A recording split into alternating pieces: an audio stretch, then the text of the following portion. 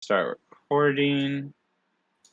Okay, the recording has started, and let me just close out of that picture. They don't. Well, the viewers might want to see artwork of Varius and his brother. I don't know if Madeline wants to show that off yet, so best. I mean, Varius is his character model. What? Varius is her character model. Yeah. Oh. Well, everyone will just have to wait and see for Varus's brother's character model. Because he'll be coming up at some point. Not this session, but later. Probably after I have a image to use for both him and his sister. But anyway, tangent aside, my name is Nick. I am the DM for the Shattered Kingdoms campaigns. And of course, I'll be the DM for today. Like we do in every video, I'm going to have the party introduce themselves one by one. So why don't we start out going left from right on the map. Scully, why don't you introduce yourself first? Hi, I'm Jonathan, and I play Pirate Paladin Captain Scully McGrave. Okay.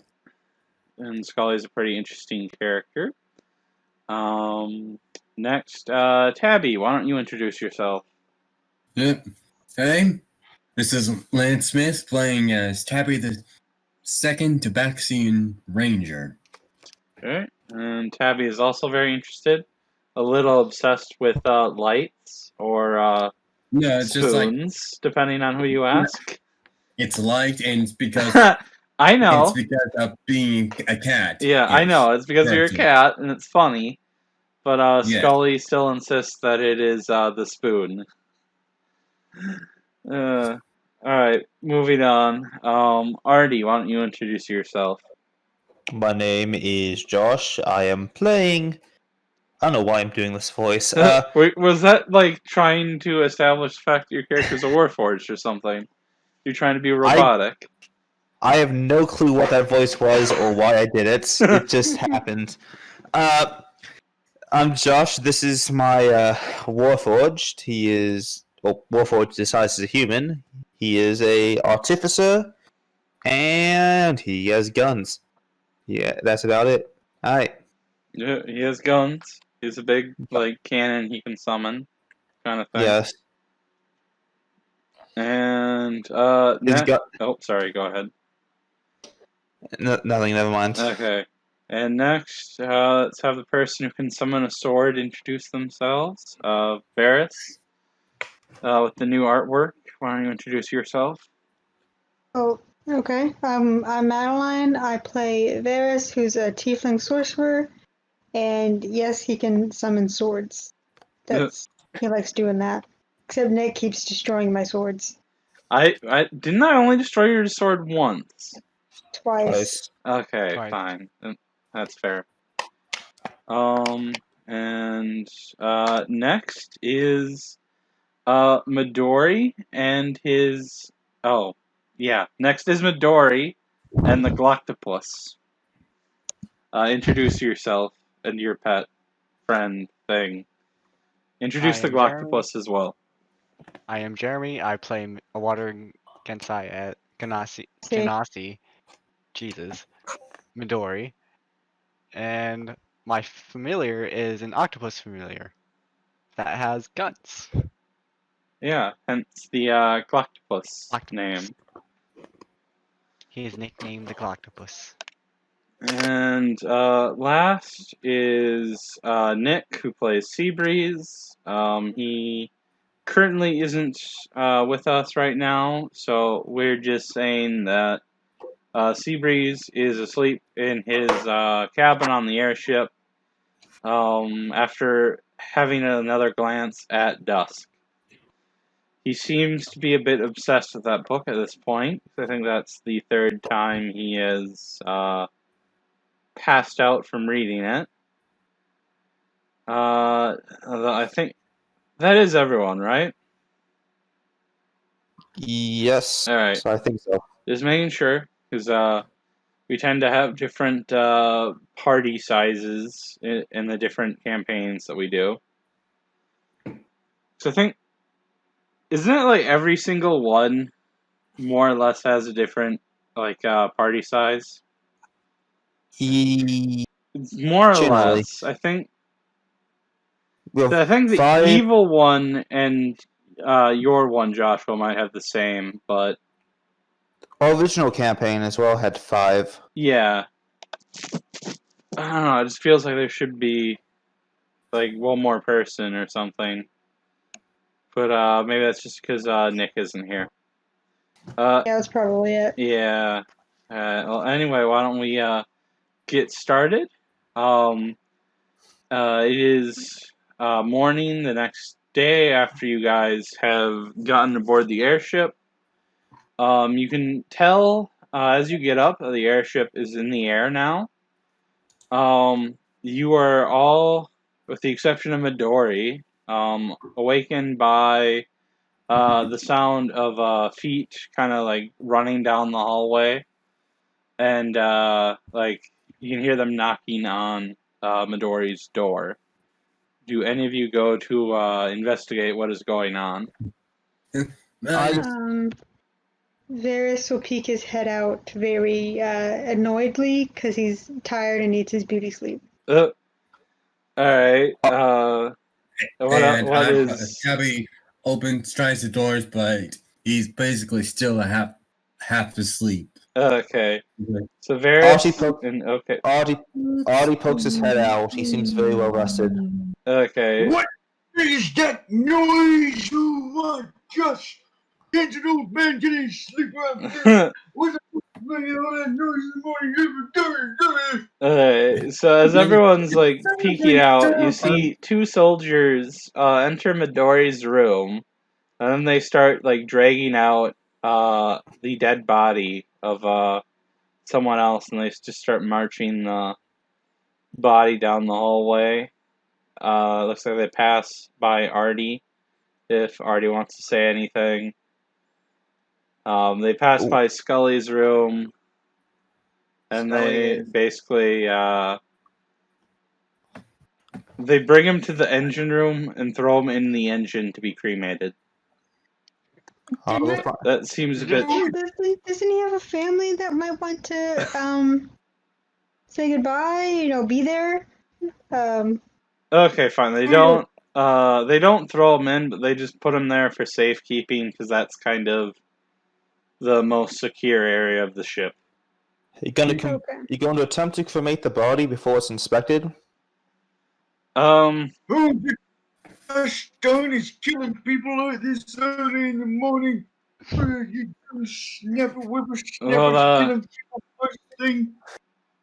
Well, sorry for waking you up, Scully, but there has been a murder on this ship. You guys don't know anything about that, do you? This is the first time that I've heard. I was gonna murder someone if you had a reasonable time, like 4 in the afternoon. Well, yeah, this early in the morning is just a crime to even be up. Oh. A piece of wood that is definitely not a cane, but he's holding it like a cane. He has a beard that is a different color than his mustache. So is he an old version of Scully McGravedigger? Yes, okay. And he's got a definite he's all hunched over. Hey Scully, how are those boots fitting you? The boots! They're fitting fine! Yeah, you're the kid who made the boots. Awesome, they're great, I love them. What the heck is he talking about? Okay.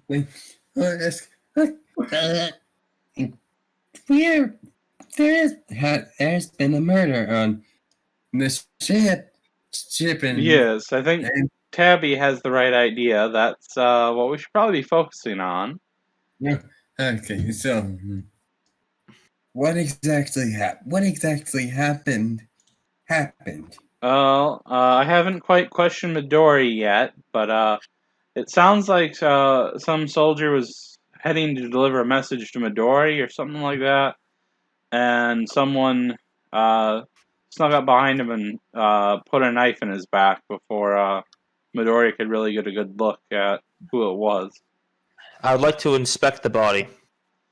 Alright, why don't we take you back to the engine room where we're keeping it for safekeeping.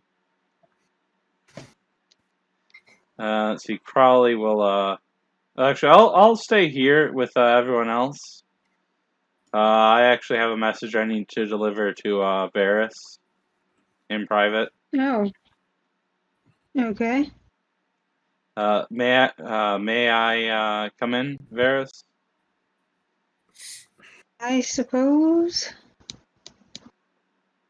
Alright, and while this is going on, Artie, all that you find on the body is just like a single dagger stab, and around the stab, kind of crawling around on his skin, are a few spiders. The stab's in his front or his back? His back. His back. And there's some spiders on it. Yeah, just a few, and they're like super small.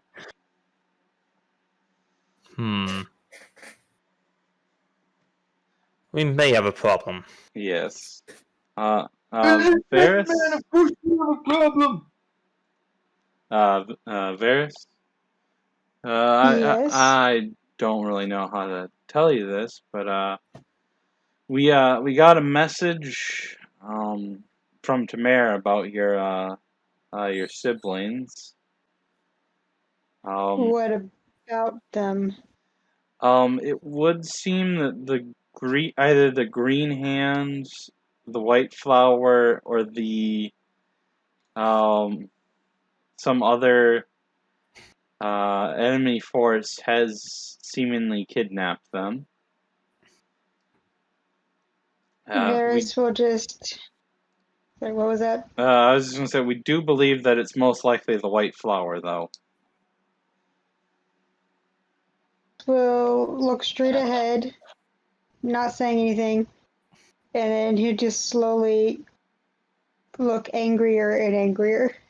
Well, And not at you, just like yeah, I know. he's gonna. Well, Then he's gonna storm out of the room and go to Midori's room. well, And he took that better than I thought he would. I didn't even get it. he's I know, he looks very angry, but he's not taking it well at all. he's just taking not it better lashing out than at Crowley you. expected him to, at least. Okay, quick question. Would our characters know what has been happening to the continent, or? Not too much, no. Because you have been kind of busy going on quests and So we like don't know being on about. this airship, so information is only just starting to filter in. Alright, and if you're going to Midori's room, Crowley is going to follow you, Varus. Oh, shit. See that when Varys is walking, his feet are leaving some burn marks on the wood. Oh, great, I'm gonna have to get He's- someone to put those out.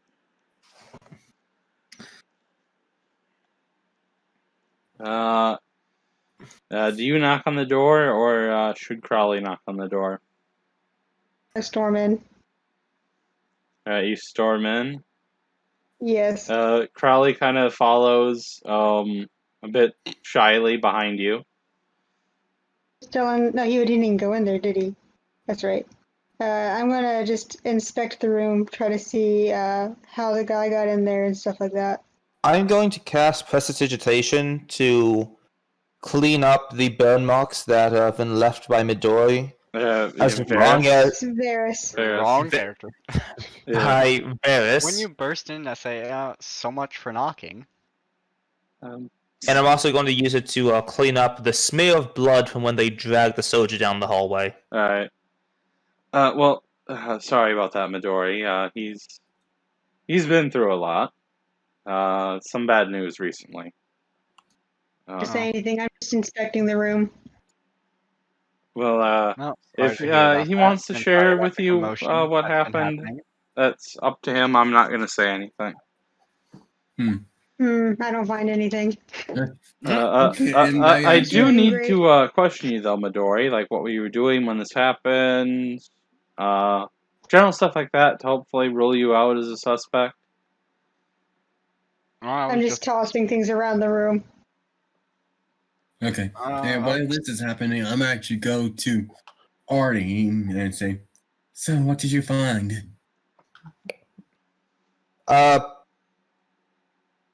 What did I find? He's dead. The soldier appears to be dead. I know, He was. soon, but is there like more about the wound? Like, He was stabbed in the back. Appears to be a dagger wound of some sort.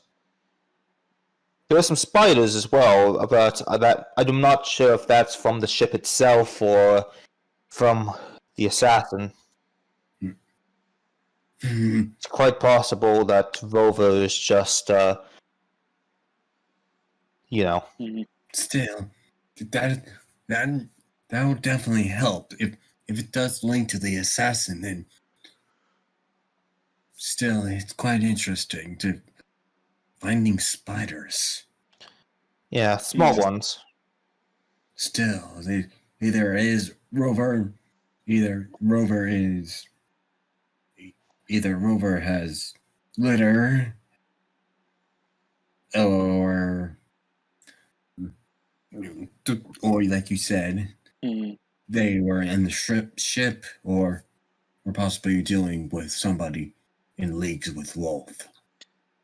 That raises an interesting question. Is Rover a boy or a girl? Rover's a boy. It's a boy's name. What are you thinking? Do we have enough knowledge of spider biology to know that for sure, though? Okay, it is a boy. Okay, so I was doing it even actually, is boy, odd is a girl, so it's a boy. okay, and actually, scratch that. It can't be Rover. It's a male. He's a male. Are you sure? Whatever. Are you sure? Leave the Pretty ranger. sure, yeah. Then I say, and I'm also a ranger. Very much know about my nature. Anything about nature. I'll trust you on that. Alright. Well, while you guys were determining the sex of Rover, Crowley interrogates Midori, decides like Midori clearly didn't do this. And he's like, alright. Well, at least that's one suspect eliminated. Let's see. Varius, what were you up to at the time of this murder? Sleeping. Sleeping? Yes. I have a very strict sleeping schedule. Okay. Based on your annoyance, that sounds about right. Scully, I think you were, either on the bridge or retiring to your chambers around the time this happened, weren't you? I was in bed, I'm old. The captain was on the bridge. But you are the captain. No, I'm old man. That's my And job. then you just kind of go to Crowley and say, and just kind of, you possibly need to be more prepared with this, with Scully now. Yeah, I'm starting to get used to it. What were you doing around this time, Tabby? Sorry. Right now, everyone's a suspect. 'Cause, I mean, we haven't really found any clues. Nick, check your DMs. Okay, first off, I was sleeping, because you saw me basically half awake when they came in. And second, there is something, we found like spiders on the body.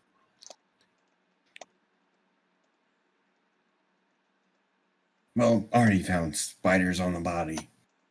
Yes, the body had a quite, not a massive amount, but a sizable colony of very small spiders on it.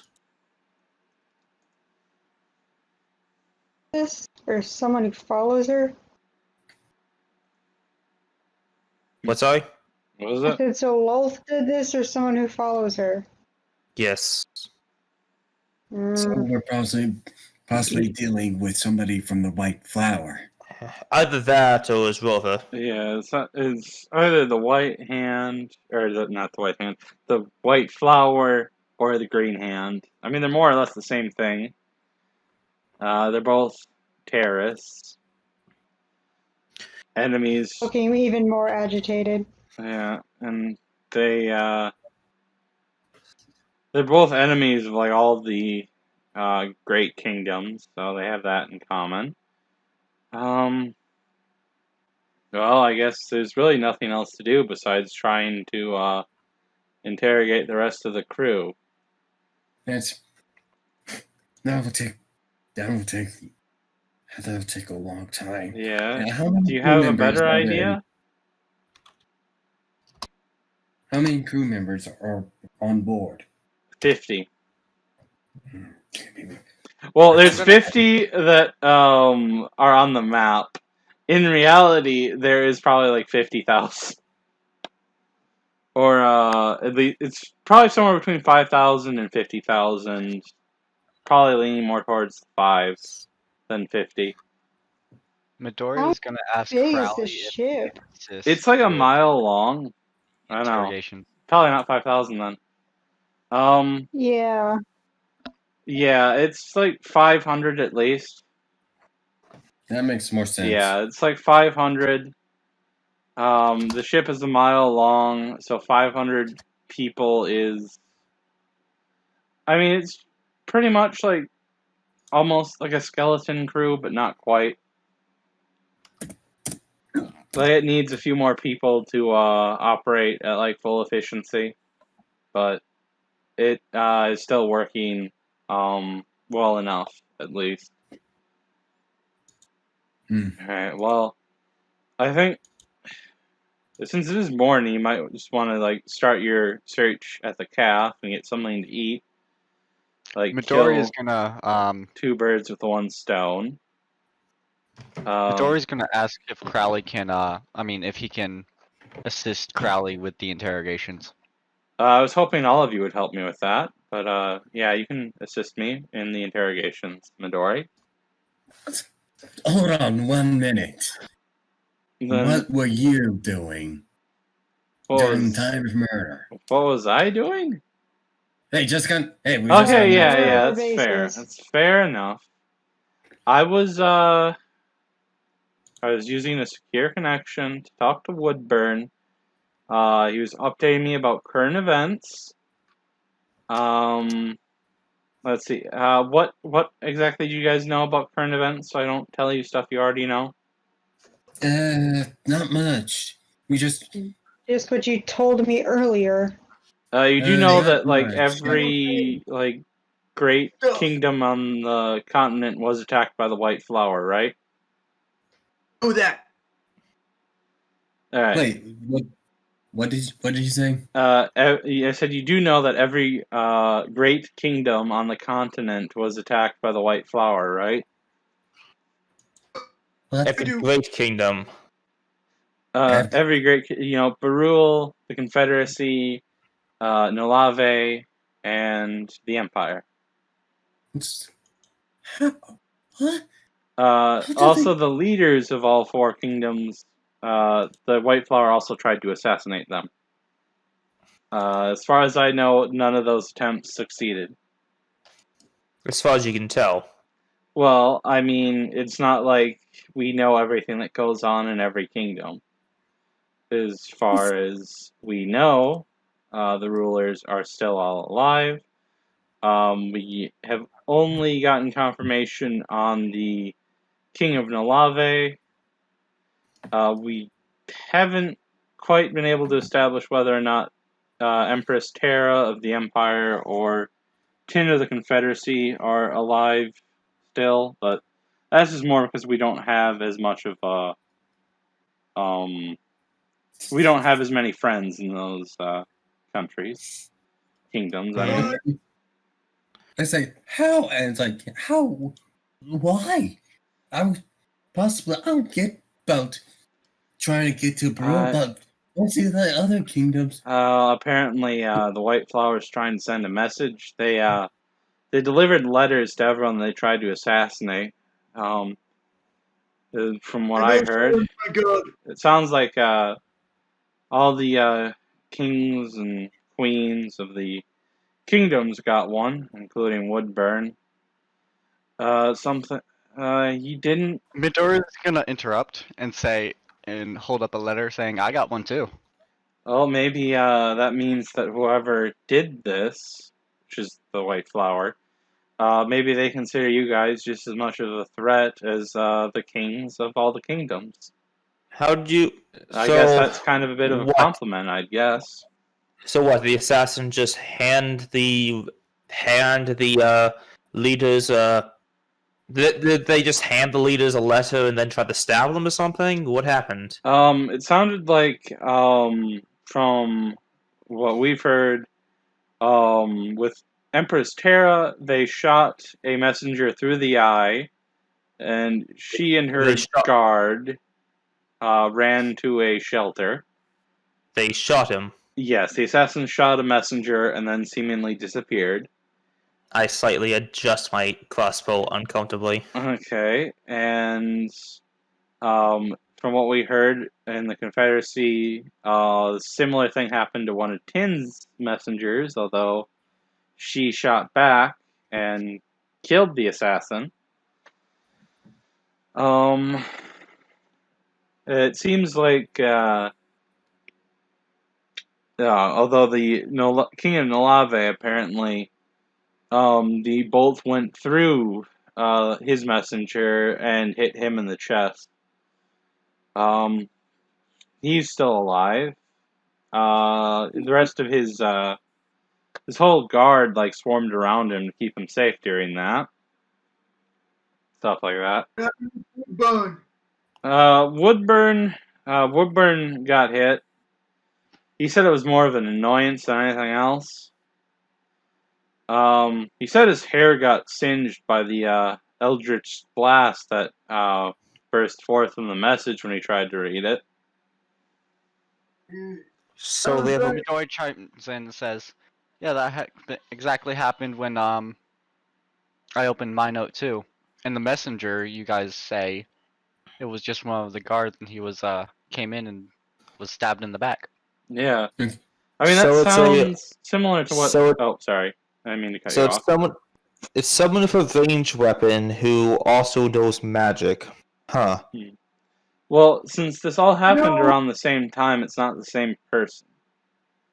It sounds a lot like, to me, like they weren't actually trying to kill anybody. Really, they just wanted to send the messages. I mean, if you're gonna shoot a messenger in front of people with enough accuracy to kill them, I think you'd be able to hit the person. Yeah. I think Scully's got it right. I think they're just trying to send a message, and more of just sending the message that, hey, if we wanted to, we could assassinate you. I think is what they're trying to go for. I think I they're would just assassinate trying the person to... and be done with, Yeah. but that's me. Well, I guess they're just trying to intimidate the kingdoms into doing what they want or something. I doubt it worked. Yeah. If I know my uncle, he'll possibly be completely mad and would possibly go to war with the White Flower and also help with Bro, really. Well, from Yeah, what... that's all it hold on. was.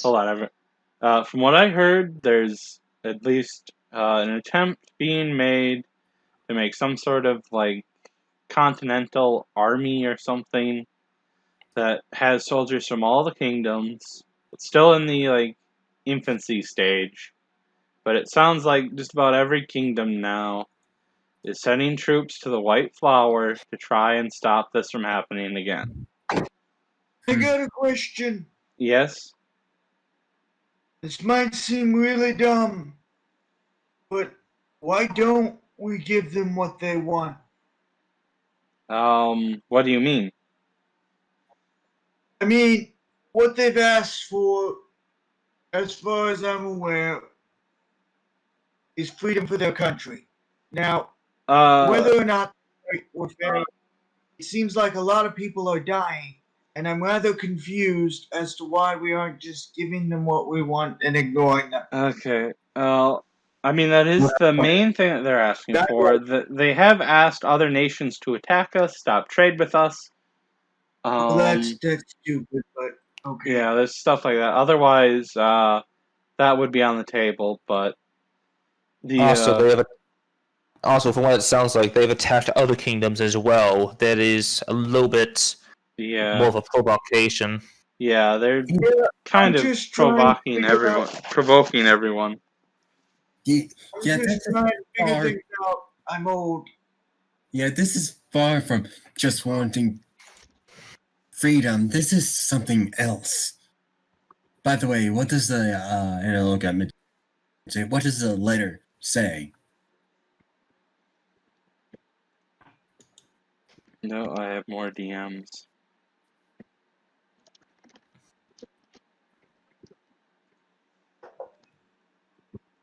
What does the letter say? Midori? Give me a second, I'm pulling up the letter. Okay, I can try and find it in the chat with you. Hold on, I can pin it. It's oh, oops, I didn't want to edit it. I wanted to pin it. There, it should be pinned. Oh, I thought you were just gonna like copy and paste in the group chat so they can read it. I'll just do that instead so they can read it. Oh, okay, I see. What was that, Jeremy? So I thought you were gonna just copy and paste it. Oh, I could do that, but I thought pinning it would You just pinned it to me. Okay, I'll paste it into I got it. I already roleplay. copied it. There we go. It's in roleplay chat.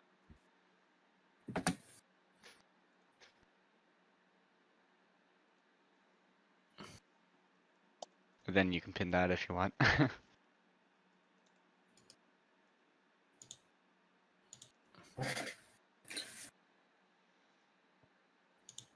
Huh. I'm going to read it aloud for Okay. everyone. Yeah. Servants of the tyrant, hear this message or face your doom. You have made the grave error of walking with tyrants and putting the devil on the throne.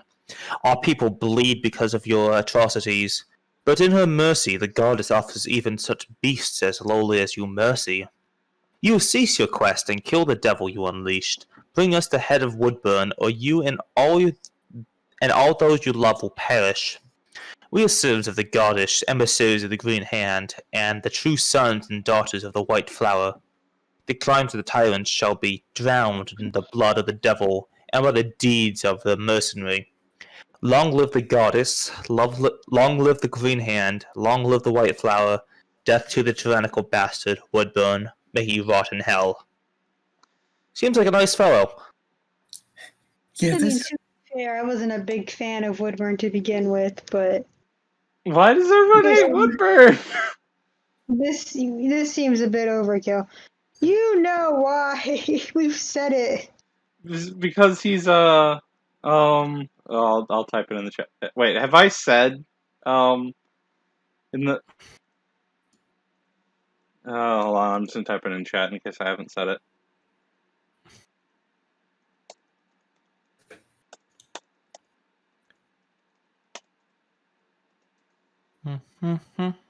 Is that why? Yes. But also, I just don't like him. Okay. Well, that seems like a rather friendly note. Hopefully, none of you are gonna try to, do that. We got rules. I'm sworn oath. Break the rules. I'm Giant demonic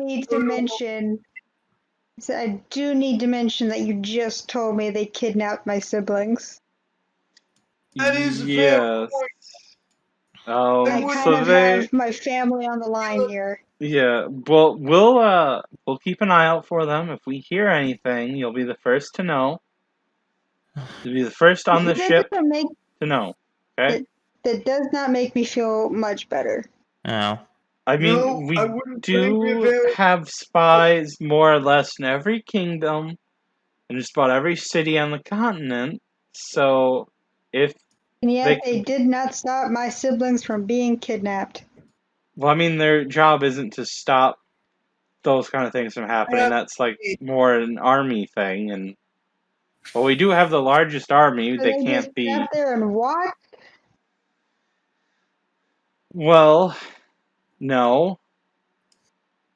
I mean, quite a few people were killed in the kidnapping, so. Yeah, anyway, like I said before, this goes far from just wanting freedom. This is. Yeah. These guys. Scully has left. Oh, looks like Scully's left. I don't know where he's went, but I'm gonna go ahead to the calf because it's about breakfast time, and I don't know how much longer they're gonna be serving that. So you guys might wanna I've come join me. I've already eaten food, so I'm gonna go elsewhere. All right. Mm. Well, Crawley heads to the calf and starts interviewing people in there to see if any of them are suspicious. All right, so where has everyone gone? Let's see. Varus is in the calf. Yeah, I'm glaring at everyone. Anyone that I suspect. I'm actually at first just going to look at the All right, where'd Scully go? letter. That letter for a little bit. Yeah. Oh, he's in the cafeteria too? Okay, I didn't see you. I'm going Yeah. to I'm going to stand just outside the bathhouses, kind of looking at them, kind of with a confused expression on my face. I'm Oh, pretty sure everyone who walks out will also have confused expressions on their face. yeah. Give me a perception check in the while you're in the bathhouse.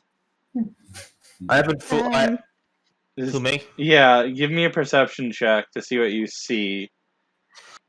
Well, my character doesn't really understand all the cultures, Okay, so yeah. that's why I'm saying this. Scully, but, are you moving into the bathhouse, or are you still in the calf? Scully's moving into the bathhouse. Okay, so So roll perception. yeah, roll perception. Hey there. 15. Heard about the dead guy? Yeah, we heard about the dead guy. We came in here to relax a bit. You know the dead guy? You know, before he became dead? No, he was on the night shift. We're the day shift. We're about to get started. Okay. We're gonna be here a few more minutes, and then we're gonna head back to our rooms to get dressed and all that. Okay. Where's the bathroom? There should be a bathroom in your room. Cool. Thank you for letting me know, because you would not like it. What would happen? Yeah. On the way out, Artie is Alright. going to stop you. Alright, Scully. well, Artie, while you're having a look at the bathhouses, no one particularly looks suspicious in here. They all just seem to be taking a bath. No one gives any hint that anything is out of the ordinary. Except for the people in the women's bath who see you looking through the window. And 2 guards are gonna come in to escort you out. Because I think that you're trying to be a peeping Tom. I've done nothing, but okay. You were like having a look, and unfortunately, you looked too long in that direction. Excuse me, Mr. Hardy. I'm afraid we're gonna have to ask you to leave. For what, sir? We got For some what? complaints from the women's bathhouse, saying that you were staring, sir. The what? The what bathhouse? The women's bathhouse. Where's that, by the way? It's right over there, with the woman in the towel who's looking at you very pissed. Oh, so that's what that symbol means. Well, no, I mean, I was like, literally look through the door with the window on it. You can see a woman with a bath towel who's looking at you very pissed because she thinks that you've been peeping on them. I'm just not very. I will leave. All right, you're not familiar with bathhouses, I take it. There's not very many where I'm from.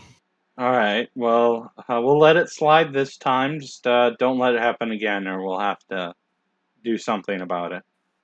Alright, I shall not enter a bathhouse anymore. All right, Hmm. and one of them goes to try and explain what happened to the people in the bathhouse.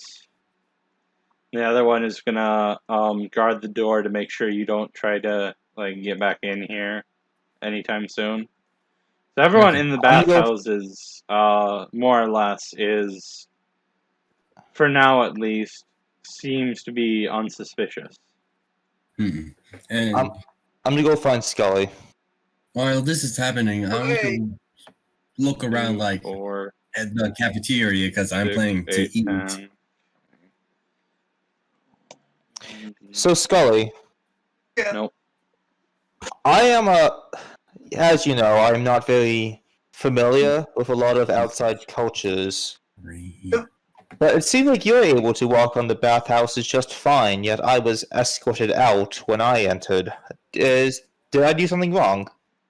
So you see, there was men bathhouses, and that's where I went. And that's where men, and you appear to be a man, take a bath. Only when people take a bath, they don't do like you did and climb into a well with their clothes on. They take a bath, take their clothes off. Women do not appreciate it when you look in on them while they are taking a bath. I was not looking in on them though. I was observing the signs on the doors. I There don't is know. no I'm not there, familiar to the signs. What? I understand that, and you understand that, and Rover understands that, but everyone else just looks like you're looking at windows. What was that roll for, Tabby? I was actually trying to look for anything suspicious in Okay, anything suspicious in the cafeteria? I want to do that too. Okay, let's see. Tabby, you're not doing so well at doing that. Yeah, You I see kinda- like a shiny piece of silverware that like takes your attention for a bit. Varus, you try to like listen into some of the conversations happening around you.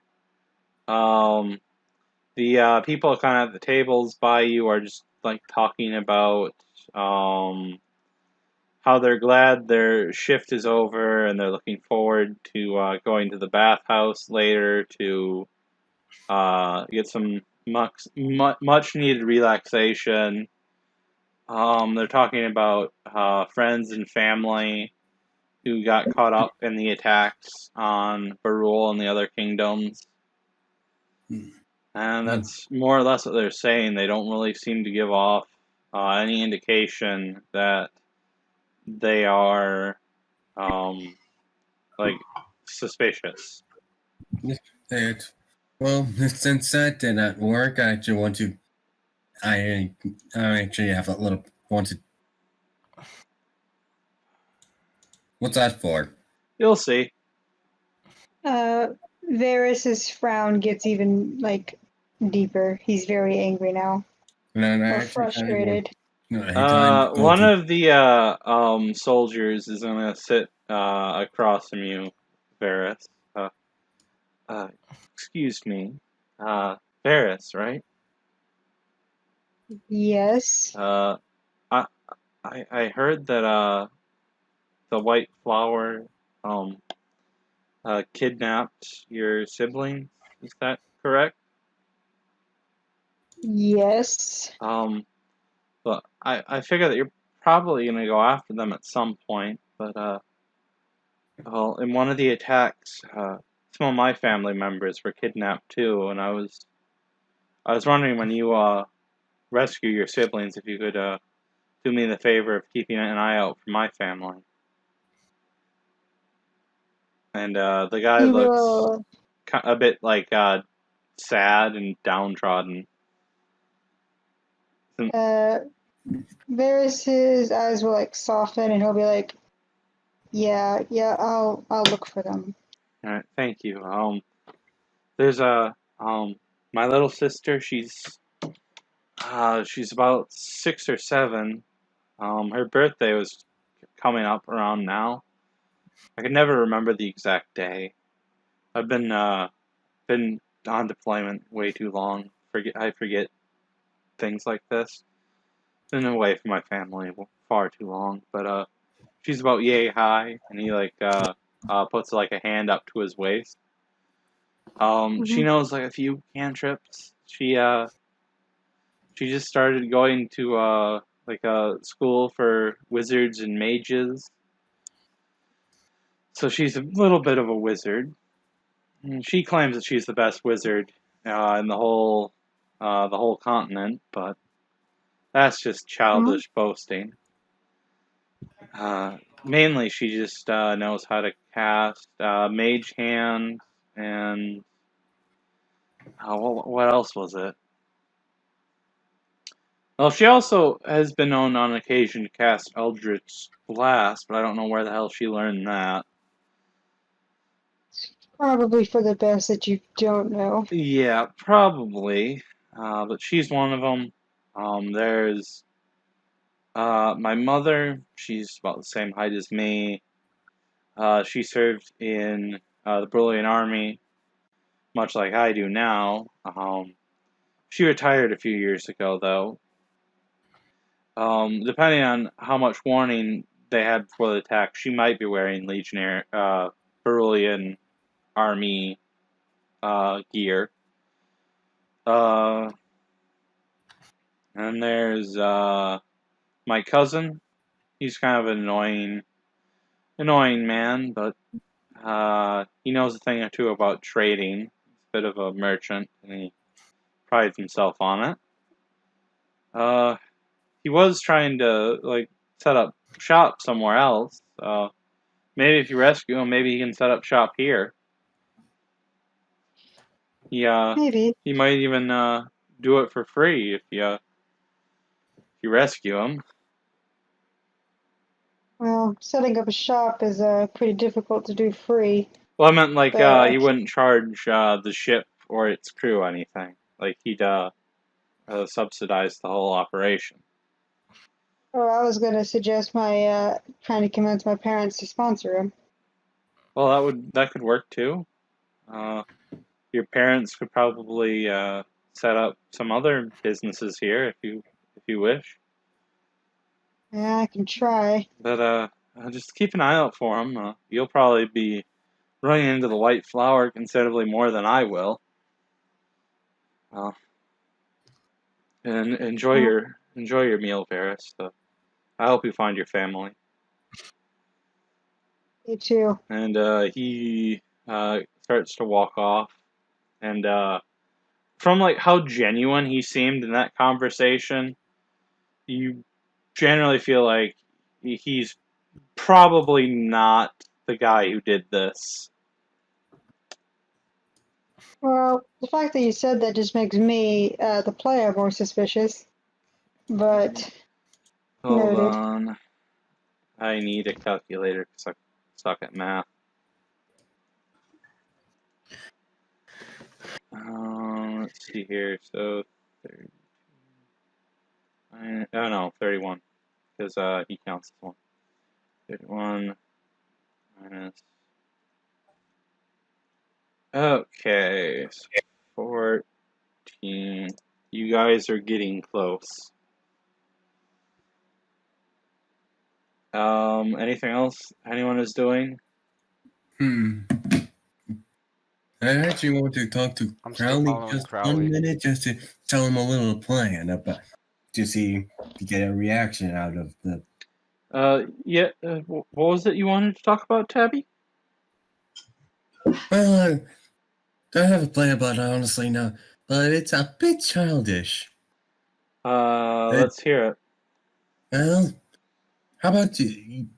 Looking over the letter, I'd say this maybe since the assassin here since maybe quite loyal to him, and by if we keep on insulting the white flower of the goddess, we get we may actually get a reaction out of him. I don't know, childish, but Hmm. The king of the white flower stinks.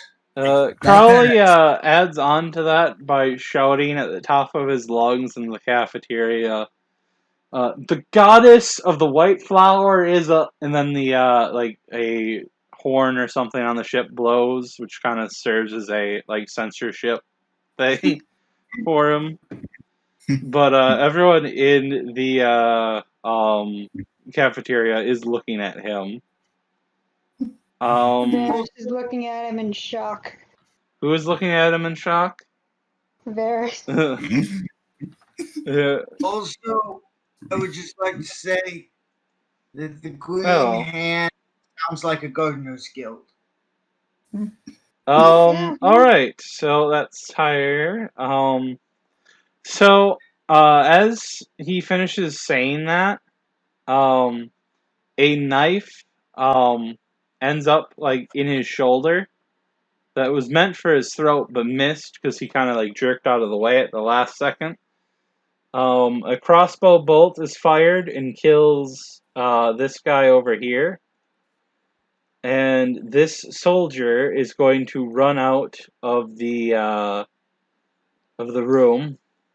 No, at that moment, I happen to be in the hallway and I see him running. Yeah, he also has a teleportation item on him.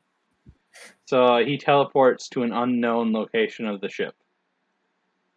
Did we get a good look at him at least? You kind of got to look at him, Artie. You got the best look at him, before he, escaped. You noticed that, like, as he, teleported away, you kind of, like, tried to stop him, but he managed to, like, break free of your grasp. Kind of as you, like, touched him, though, you took him by surprise, and, his face kind of seemed to, like, lose its, what's the word? It lost all of its color and its distinguishing characteristics and seemed to be replaced by a more just like plain gray face. And you would recognize this person is a changeling, which is going to make your guys' job much, much harder. And okay, once he actually runs, I also try to get to the hallway and say, "Buddy, where did he go?" And now that Varys you is know also running it's out. a changeling and that they can change into everyone, the number of the who is a suspect and who is not is kind of resetting. So Okay, everyone in this room, give me your shoe. Only your left one. why do you want our left shoes? Because reasons that I will not explain to you. Scully, Okay. please keep your own shoes on. I spent a long time on those. I'm gonna keep my shoe on, but All right. Well, we'll hand over our shoes. I hope this is helping the investigation and not just you playing around. I hope so too. Okay, yes, Oh, Alright. seriously. Artie, where did he go? He seemed to disappear into the air. Teleportation. Put your shoes back on. 20. Don't mind. If they feel uncomfortable, I don't give a darn. Don't take them off. If you do, I will probably kill you when I see you again. Okay. They all comply with you and give you their left shoe, which seems to imply that they're not the guy who did this. Scully took their left shoe, did something with their left shoe, and then handed them back and said, "You can put them back on if it feels uncomfortable. Don't take them off for any reason. And if it feels uncomfortable, I don't care. If you take them off, I'll kill you." Oh, alright. Is this like some way of keeping track who is not a changeling? Yes. But don't tell anybody that for obvious reasons. Okay, well, we'll keep that secret. Varus, can I have your shoe? What? Can I have your shoe?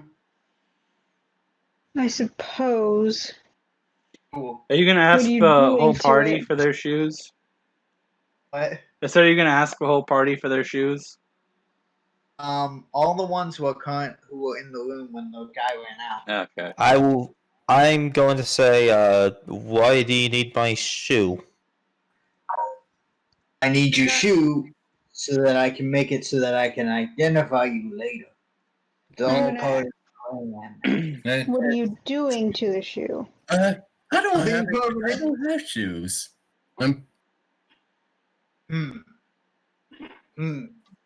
Just give me a minute while I think about that. You don't wear shoes. That maybe just like a mark on my hand or something? No. Tabby, what do you have on you currently? Leather armor. No, do you have any trinkets or anything? Hold on. I hate to interrupt you guys in your investigation. Who's speaking? But oh no, this is me as DM. Sorry. I hate to interrupt you in your investigation, but the lights on the airship for a few seconds go out, and the ship begins to slow down. And it seems to be heading towards the ground. It's not like it's crashing or anything, but it does seem like the ship is getting lower and lower. Okay. I'm running to the engine room. The engine's fucked. Let's go. And I immediately run into a wall because I do not have night vision. Okay. Well, it comes back on after a few seconds. Yeah, and I basically rushed toward the engine room. Okay, so I had, what was it? 25, so 23. Oh, whoop. 23, because 2 more people died. Alright, so you guys all head to the engine room. There you see the people who were keeping watch on the body and kind of guarding the engine are dead. They look a bit different than the first guy that you saw killed. They look like they have been more like mauled and like eaten alive than killed. Ugh. And they do kind of have like a hole in their chest that gives off the impression that something came out of them. Do you guys have a more in-depth look around the room? Yeah. Yep. After Where is the stealing looking, what? Sorry. Where would Scully go to steal? Probably in the bridge somewhere, right there. Ish. Probably more towards I you. think it's gonna be right here by the captain's wheel. I'm going to check out the engine. Okay, yeah, that's Varus is probably right. The wheel is above all the rooms below deck. So it's over there, yeah. I'm Okay. going to check out the Elliot. engine. Alright, so I Varus rolled an got an 18 for 18 to check. investigation. Kind of like hidden behind the engine, you see the corpses of two spiders, two giant spiders. They look a bit different than the ones that you've run into before. They look Yeah. super sickly, and they look like the skin is literally flaking off of them. But I would like to look at this, and may I take a night? I have. Also, they do have spiders crawling on them, similar to the guy who was murdered by the assassin. Well, I think I found the spiders that might have burst from their chest. Yes, and I And also the wounds on the spider seem to indicate that it was the assassin, not the guards that killed the spiders. I like to look at the spiders to know what's going on with them. Do you touch them, or what do you do? Like use my senses to like a wisdom to see what look at their You nature. have a look at them. As a ranger, you can tell these spiders are very feral. They don't seem to hold any allegiance to anyone or anything. Their only purpose in life is to eat and reproduce. And these are more feral than these look like more like wild spiders, basically normal spiders than something like Rover. Yeah. Hmm. Well, he didn't completely destroy the engine. It'll take some time for the ship's engineers or Artie to fix this, but we should be able to fix it before anything wrong happens with the ship. We're just gonna... we might lose a day. It might serve as a distraction. Yeah, we might lose a day. We might have to land the ship to conduct repairs and make sure no damage is done to the ship. However, that might not be an option as we are flying over the Kingdom of the White Flower at the moment. So once we pass over them, we should be able to land. I forgot to mention that stop there. I forgot to mention to all of you that Woodburn did order a quarantine on the Kingdom of the White Flower. So we may have some visitors, just making sure that we're not terrorists or White Flower. A quarantine or a blockade? Blockade, quarantine, same kind of thing. Mm-hmm. They're just making sure that they keep tabs on whoever enters and leaves. And whoever leaves or goes in has to have approval from either Woodburn or some other high authority. As far as I know, the only people who can approve anyone entering the White Flower are the kings and queens of the kingdoms. Yes. So, Empress Terra, Tin, Woodburn, and the Nolave king, whose name escapes me at this moment. I failed diplomacy and geography, so sorry. It's fine. Also, is anybody else having a strange case? Is deja vu, or is it just me? What? I'm piloting a crash machine. It's gonna hit the ground. Being on the ship, It's not gonna crash. happening. Am I the one who's having Scully? deja? As you're piloting the ship, some more ships, smaller airships kind of board your ship. They unload some Berulian soldiers who are above decks and are just basically like talking with anyone who's above decks and you to make sure that the ship is not setting down in the White Flower. And they hear about the situation, so they're going to remain on the ship.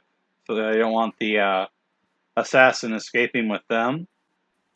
But there are now more soldiers on the ship. Oh, great. And there is airships that could serve as a mode of escape for the assassin. Okay. Crap. Okay. Okay. I want to. And.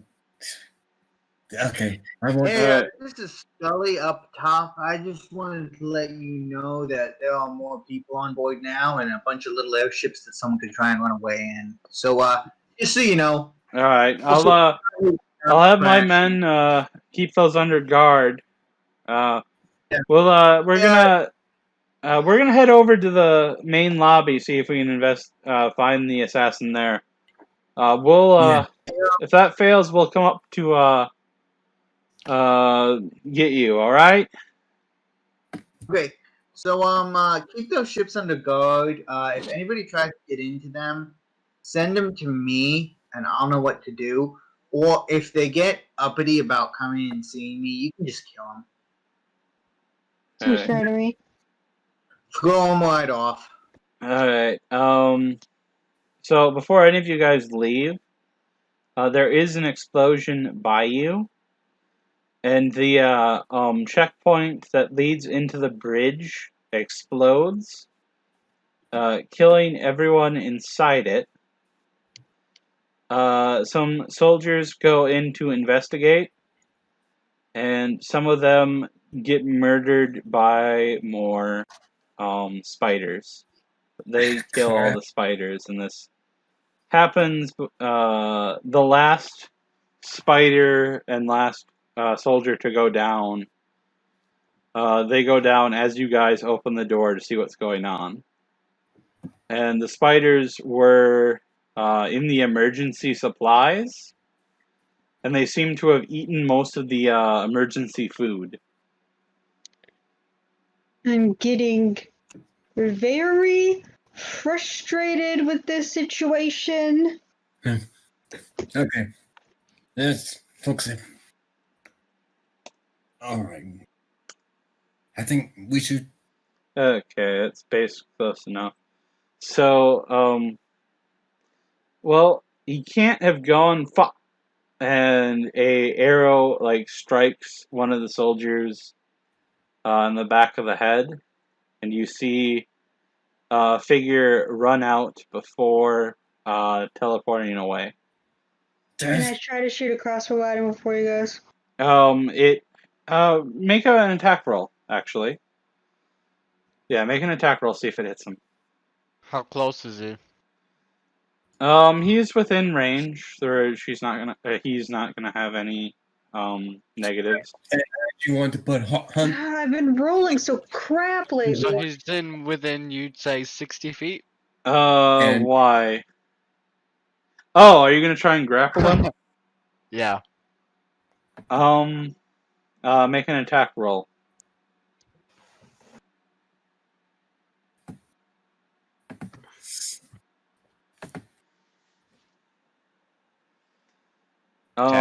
No, he manages to like bat the grapple out of the way at the last moment and teleports away. Actually put Hunter's mark on him. Okay. Wait, hold on. I can do something. Give me a second. There's something I can do real quick. Hold on. Like, we're adding like. No, never mind. Does 16 hit? Does 16 hit? Mm-hmm. Yeah, that'll hit. What's hitting him? Crossbow. Alright, the crossbow hits him. It doesn't seem to have really pierced his armor very well. He just kind of grunts a little and teleports away. Before he actually teleports, I want to cast Hunter's Mark on him. Okay. You get the feeling that he has gone to the main common area / lobby. Okay. Do you? I've got. Alright, you tell the party that, and Crowley is gonna tell Scully to come down with everyone to head over there.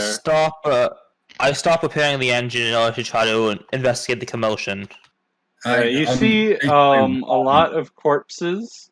Some have been blown to pieces, others have been chewed up and mutilated, and Crowley is telling you to head to the main common area. Some of the ship's engineers will make sure the engines don't give out. Okay, and all right. I put a Hunter's Mark on him. If I think should have done that before. Could have been really helpful. But And as you guys head to the main common area, one of the people that has been guaranteed not suspicious, the guy... Actually, no, let me actually grab the right guy. The guy who told Varius about his missing family. It's like, guys, there was some giant spiders that just attacked the calf. I don't know if that's a distraction or not, but maybe one of the people in there is the changeling, even though they're all... it's the same people who were in there earlier. I'll check it out. I also will check it out too. Your hunter's mark, though, kind of tells you that whoever this is in the main common area, not there. I walk into the room and level my crossbow. Alright, everyone, stop where you are. Do I still like... I like to use, like, survival against to see if I can get his tracks. Alright. Hold on. Dude that was just talking to me, how did you know he was a changeling? What? How did he know he was a changeling? The guy changed in the hallway where that guy wasn't. Oh, well... I'm gonna point my crossbow at him. I And I'm was actually pulling out my hoping bow. that you wouldn't have gotten that. And I imagine you shoot a crossbow bolt at him, but he disappears at the last second. And the hunter's mark implies that he has trapped himself in the supply rooms. I'm basically am. Here we go again, and I immediately head to the supply room. Okay. Dude, I was so like, oh my gosh, here we go again, running around the whole ship. Alright, so I am going to move the map now. And you guys enter the supply room. You see a changeling has basically just more or less dropped his disguise. He stabs a soldier who's in here, who stopped to look around to see why you guys are bursting in here. And as he stabs the guy, I accidentally tried copying you guys over earlier, and Scully and Rover were outside of the map. Yeah. So I can't seem to actually like delete them. So unfortunately, there's that bit there that's going to be super annoying. So you're using my old icon at the moment. Oh, okay. That can be easily fixed. Sorry. Second, old Varius is now dead. Rip. Yeah, sorry, because I copied this over from the last map that we used. I just need to give you control of Varius real quick. I need my gun as well. Yes, everyone's gonna need a lot of things. Just give me a minute. Where's my sword? I need to spawn that in. Just give me a second. I'm just messing with you, honestly. Okay, and shoot. I think the bird probably need... Okay, the bird's already in Tabby's control. Where's your gun? Oh, did I not spawn in your gun as well? Okay. Yeah, I don't seem to have my sword. Yeah, I know you don't have your sword. Just give me a minute. I was just letting you know because you thought he was saying his gun was here, so I thought you Okay. might have thought that. Yeah, that's fair. I need to Let's control my gun. Yeah, I'm working on that. I'm working on that. Okay. So let's see. So gun, already say. Oh wait, shit! I gave you control of the sword. Sorry. Varus, sword, and gun, already save. There we go. Basically, as the soldier gets stabbed, his whole body convulses, and out of his chest is going to burst forth a spider. It looks very feral and looks very pissed off. So whatever weapon this guy is using seems to, if it kills someone, seems to make a spider burst out of them. Okay. So let's start rolling for initiative as I clear everything out and reset the thing.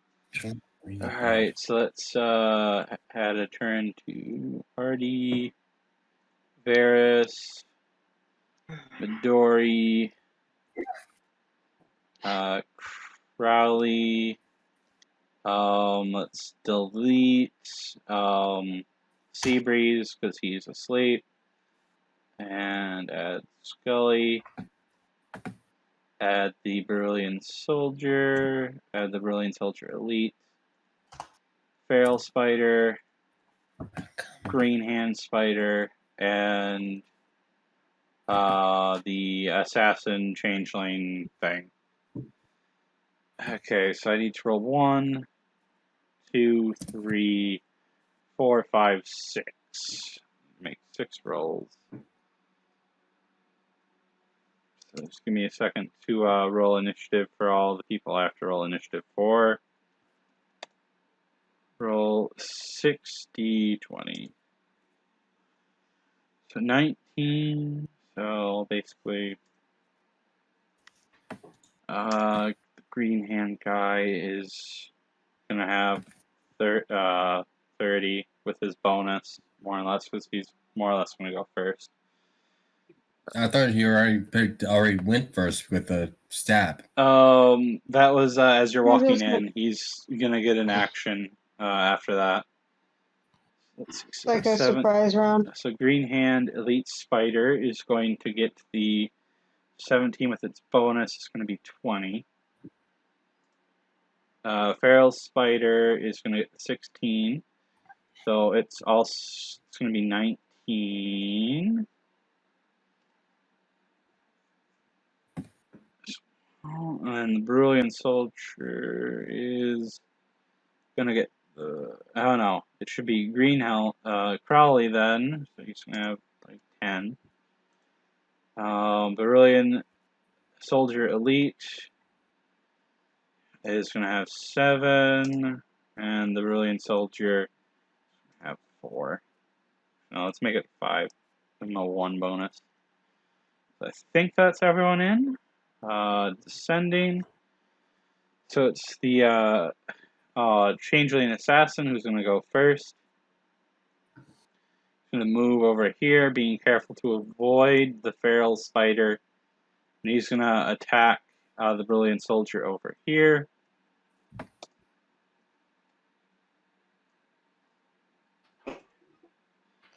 All of those are going to hit.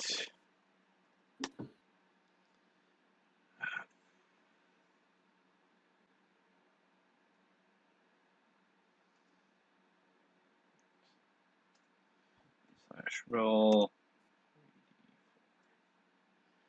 So that is 21 damage to this soldier. And he's going to make a con save. He succeeds, so he's fine. And the as a bonus action, the Changeling Assassin is going to cast a spell that is going to place another one of his spider friends over there. Alright, Tabby, it is your go. Okay, I'm going to. Is my hunter's mark still on him? Yes. Okay, so I'm actually going to be right here, bring out my bow, and shoot this guy. Okay. And one minute, just need to check some things. Is all plus my proficiency. Yeah, I'll be a +8. Does a With Hunter's Mark, I'm gonna say it's close enough. His AC is technically 15, but I'm gonna say it's close enough since you have a Hunter's Mark on him. fair point? Yeah, I'm gonna say it's close enough for now. Okay, and it'd be a 1d8. D8 plus 7. Actually, it'll definitely be actually more than it'll be in 16. I forgot Yeah, okay. some more. So yeah, so it doesn't even matter then. Okay, so Yeah. roll for damage. 1d8 plus 7. 13. Alright, so it's And 1d6. 13 damage to his temporary hit points. Hold on, just need to Well, make his sure. regenerating temporary hit points. 2. Another 2 damage. Yep. Okay. Basically, the temp hit points is just so I can have enemies regenerate some health and not make them super OP. Because then they have a small cap on how much health they can regenerate. I feel like that should work fairly well. And is that it for your turn? Not yet. With that, I actually want to move back here. Okay. So what the changeling is going to do, he's going to use some of his ability points, which I'm using to replace like spell slots and what have you, to make like a retaliatory range strike on you. Can he easily hit me? Let's see, so it's 1d20 plus 10. Does 14 hit you? Nope. Alright, so it's, let's make a, so it doesn't hit you, but it hits, the soldier next to you, in the face. So, slash roll 1d6, 1 slash roll 1d4. So he's only going to take like 5 damage, that's his temp gone. But he's going to need to make a con save though. That is not going to be enough.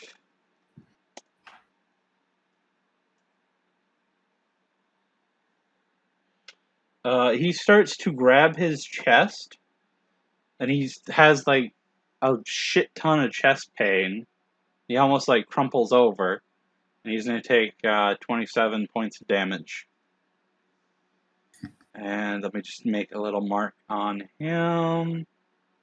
Let's use the web for what's happening to him. Anything else, Tabby? Crap. And I kind of look at him. I look at the others. Somebody come over here. Somebody come over here. We're going to have, I don't know, lesser restoration or something. This guy may going to have a bursted chest soon. Alright, so that's it for your turn. Yep. It is now the green hand spiders. This one's going to go over here. This one's going to go in front of its master. This one is going to try and charge at you, Tabby.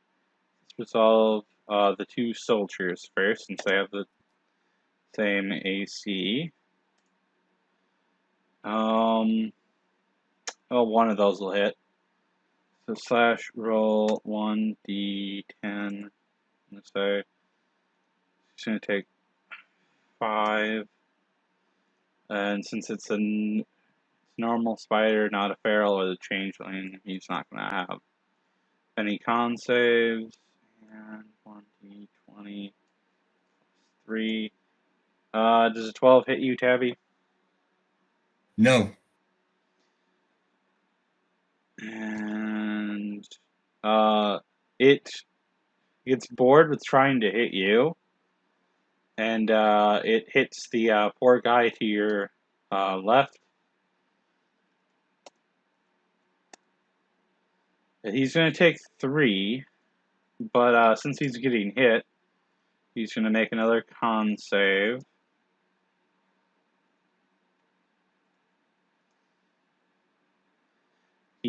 He succeeds, so he's not going to take any more damage. And pull another one real quick. He is no longer infected with a spider in his chest. His body seems to have rejected it and killed it somehow. Since he rolled a nat 20, it rolled basically a nat 1. Or a 1, but more or less the same thing. Yeah. Okay, so that's the feral spider. It's going to go for this poor guy over here who's kind of getting ganged up on.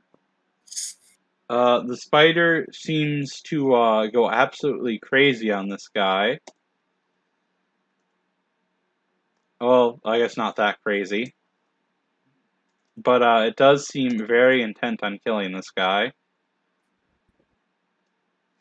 It seems to have some sort of like blood rage as it strikes him twice. Alright, and slash roll 2d4. So that's 18 damage to this guy. And he needs to make a con save. But she fails, so with how... Well, I guess I better roll anyway. Yeah, he's very much dead. So this guy, the spider like bites him after it like stabs him with its claws a bit, or its pincer or whatever, its legs, and out of this guy's chest bursts forth another feral spider. Oh, also, yeah, that's it for their turn. So, Skull, it is now your go. Alright, I guess I'm gonna go hit the spider here. Okay. Roll the hit.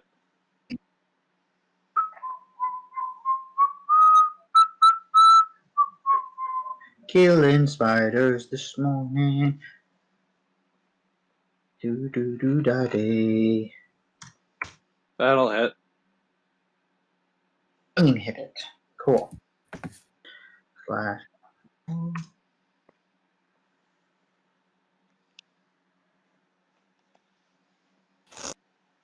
Yeah.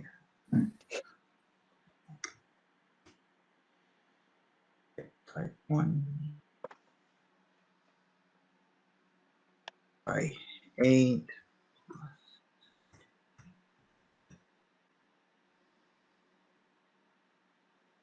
Yeah. Alright. Plus 7. 22 damage to it. 22. Alright, so Yeah. minus. And as I raise the flail, it lights on fire. Okay. The spider is now on fire. Okay. On the start of each of its turns, it must make Constitution saving throw. Okay. Failed save, it takes 1d6 fire damage. Okay. Now on fire. And is that are you gonna make another attack on it? Just real quick. A spider is vulnerable to fire. I'm not entirely sure. Someone look that up for me real quick. Are you gonna attack it again though? No, I am not going to attack it again. Okay. Do you not get to attack? I do, but I am actually going to kill the guy on the ground instead of attacking. Okay. Just So a you're second. healing the Brilliant Soldier Elite. Yeah, because I really would prefer it if he didn't spit spiders. Oh. That would just Yeah. I mean, he did seem to recover from that, but I guess healing him would make doubly sure. He recovers 14 health. Okay. Plus. As he looks at him and says, "Get up, get up." All right, I'm up. I literally had a spider like chewing up my insides. Baby. All right. Is that it for your turn? That's it for my turn. All right. The assassin is going to use some of his ability points to use sort of like a avenging strike to throw a dagger at you. Quick. Does 19 hit you? Check something real quick. Okay. Just gotta check. That 19 does hit me. All right. Sure.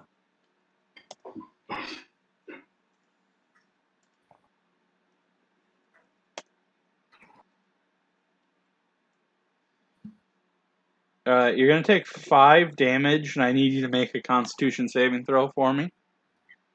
Okay.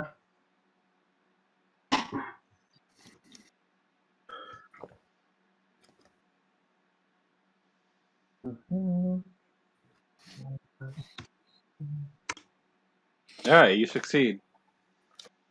So you're not going to take any further damage or have to worry about a spider in your gut. I pocket the knife. Okay. Let's see, I forgot about Rover. Rover helps you attack the spider you're attacking. And he's going to deal, I believe it was 5 damage is what we decided on. That's 5 more damage to the spider. And it is now Crowley's turn. He's going to move over here using basically all of his movement. He's going to use most of his action points to take out what looks like a very large grenade and just throws it basically right over there. And please do not roll a 1 Crowley. Good. Okay, so he's going to hit and slash roll 10 D no, roll 1 D10 for now. Okay, oh, well, this is really pathetic. So, slash roll 2d20. It's basically going to deal 18 damage to everything in its radius. It's literally just the feral spiders, the green hand spider, and the assassin. 5 minus. There we go. He is then going to try to take a quick shot at the spider in front of Scully.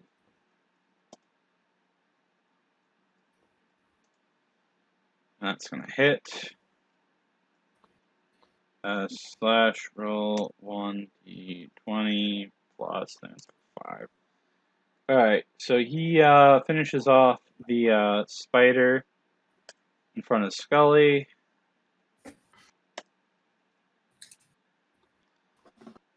And nothing seems to happen with that spider. It just kind of crumples up and dies. And just kind of, I'll leave the body there. I was going to say I'm going to move it out of the way to make the map less hectic, but no, I'm going to leave it there. Alright, Midori, this is your go. Alright. So what? I'm missing health. What? Oh, you shouldn't be. I just hadn't given you Oh, any you more. didn't update it. It So, wasn't updated. I got it. hold on, I need to make one last thing for Crowley. Okay, so Okay. he is going to use up. I'm going to up the cost of this because it's a bit OP. He is going to call in for some reinforcements. So, 2 more soldiers are going to enter in through the doors to your left. So, it is now your go, Midori. Alright. I'm just go this one. That's the wrong button. Oh, shit, I forgot that, he got shot with a crossbow, didn't he, earlier? Didn't, Varius shoot him with a crossbow? Or, I did. can you roll damage for that, Ye- real quick? Yep. While, Midori's doing his thing? Oh, just like Because, I should finish that damage probably first. apply that damage, even though it's probably not enough to have gone through his temp, but I'm gonna say it does. So, 6 damage. alright, 6 damage. It's not too much for him.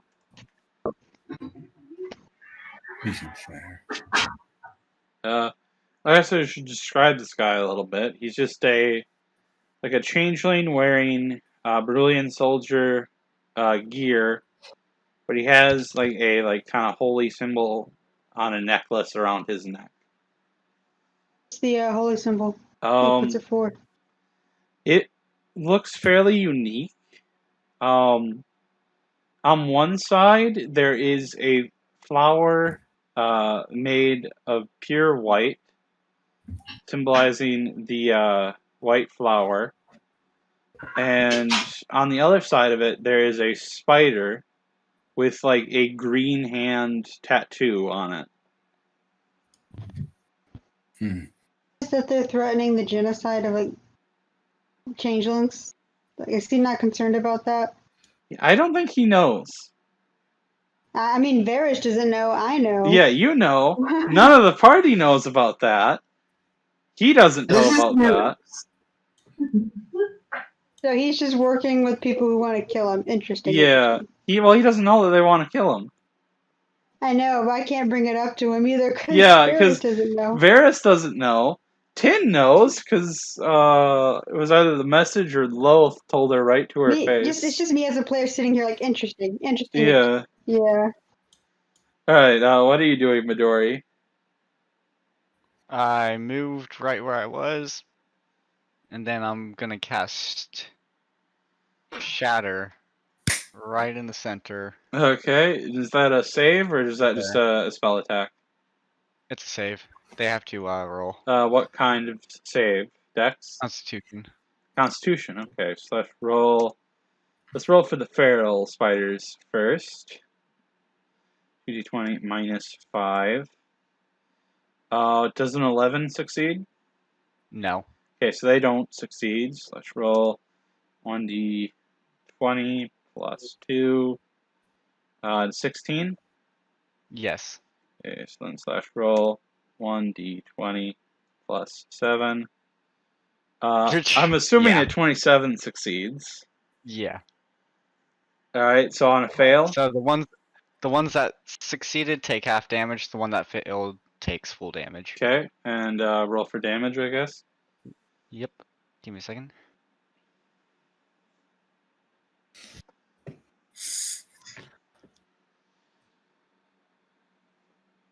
Oops.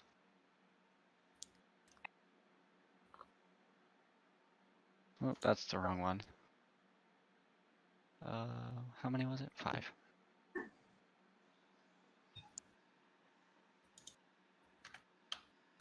$22 damage. Okay, it's 22 damage each to of these them. guys. Okay. They're starting to get low on health. That's 11 to the other ones. 11. And minus 11. Okay, anything else? Is the Galactopus gonna attack? Yes. The Galactopus will attack. Okay.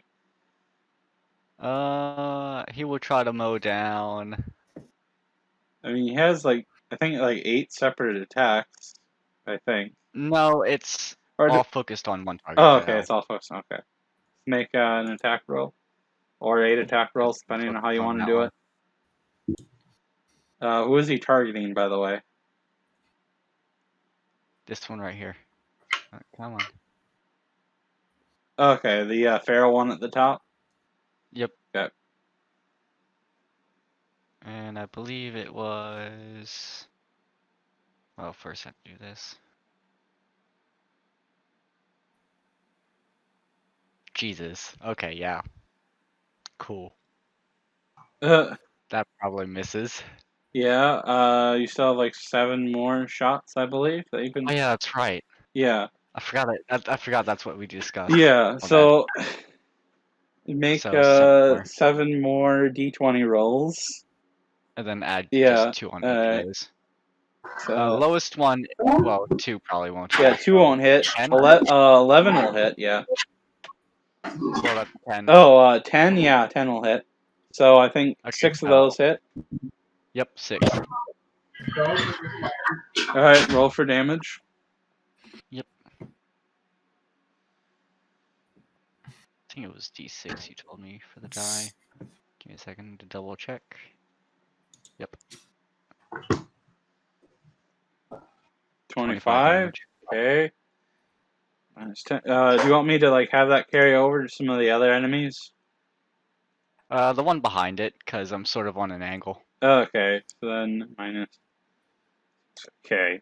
Actually, I think it's more or less enough to like gun down like all 3 of these. Just a stray bullet. Yeah, so Finn just completely unloads on these spiders. And let's see, one of the green hand ones died. So it in its last second of life uses its like innate magical properties to summon a friend. Another one. Yep, and this one does not have any energy because it got summoned.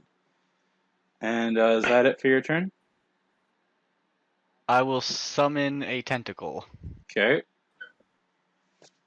and just put it right here. Okay, let's see. Did I ever actually give you a...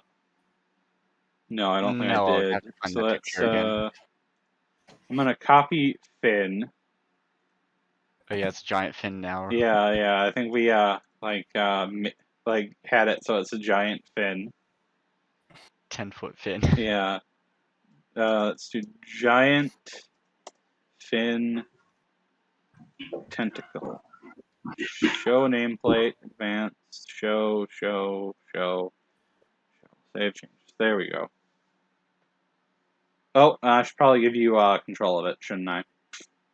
I have control of it. Oh, okay, you do. Oh, yeah, because I copied it from an entity that was already under your control. Okay. And is the tentacle going to do anything, or can it not do anything at the moment? It's not close enough to do anything. Okay. I just want it right there for other reasons. Okay. Is that the end of your turn? Yes. All right. As the elite soldiers go, let's see. He is going to use his energy to move over here, and he's gonna take a few quick shots at the changeling assassin. Ooh, he rolled very well. Roll 5d. 20. Oh, shit. Well, he fires 5 shots at the guy, but only one of them hit. So let's roll 1d20 And you guys call yourselves elite soldiers. and 19 damage. The assassin is going to make a retaliatory strike. Let's roll 1d20 plus 10. That'll hit. 1d6. 1d4. So it's only going to deal 3 damage to the guy, but he's going to have to make another con save. 20. Right. Add 4 to that. Alright, and that 5. succeeds then. So he's fine. Add 5 to that because he's in my bubble. Alright, these soldiers are going to move over here. And since there's enough of them, I'm just going to say they all shoot at the spider over here, and they're going to deal 15 damage to it, just to speed things up a bit. And Varius, it is now your go. Okay, so who all? Is it just this guy over here? Is that all that's left? It's him, there's a spider to his right, and then a spider on the other side of the room. Okay. I Okay, forgot, okay, he's okay. going to do something real quick. He's going to use most of his remaining energy to make attacks on the guys over there.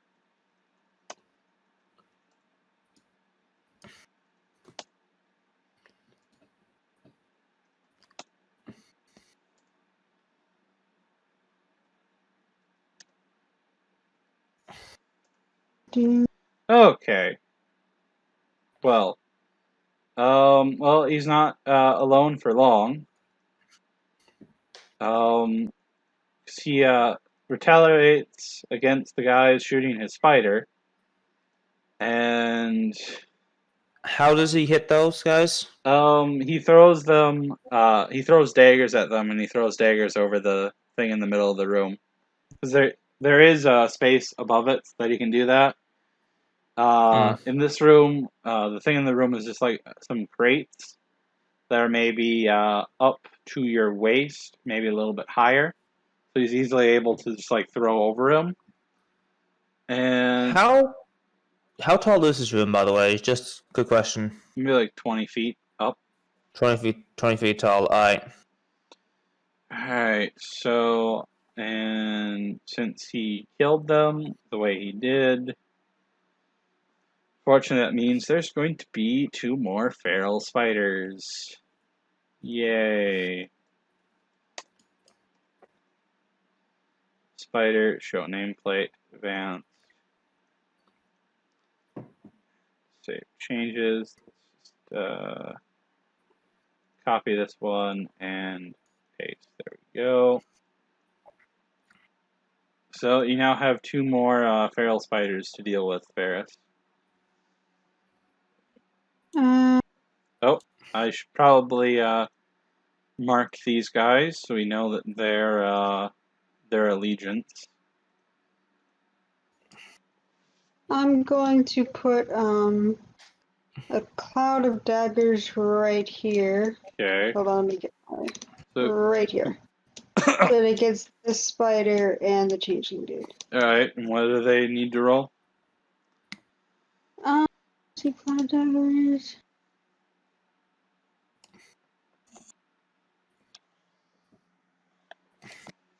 It's no save. It's just if they're in it. Oh, okay. How much damage do they take? Well, I'm just casting it at 4th level, so it's 8d4. Alright, make that roll then. Yep. 21 points of damage. Alright. Minus 21.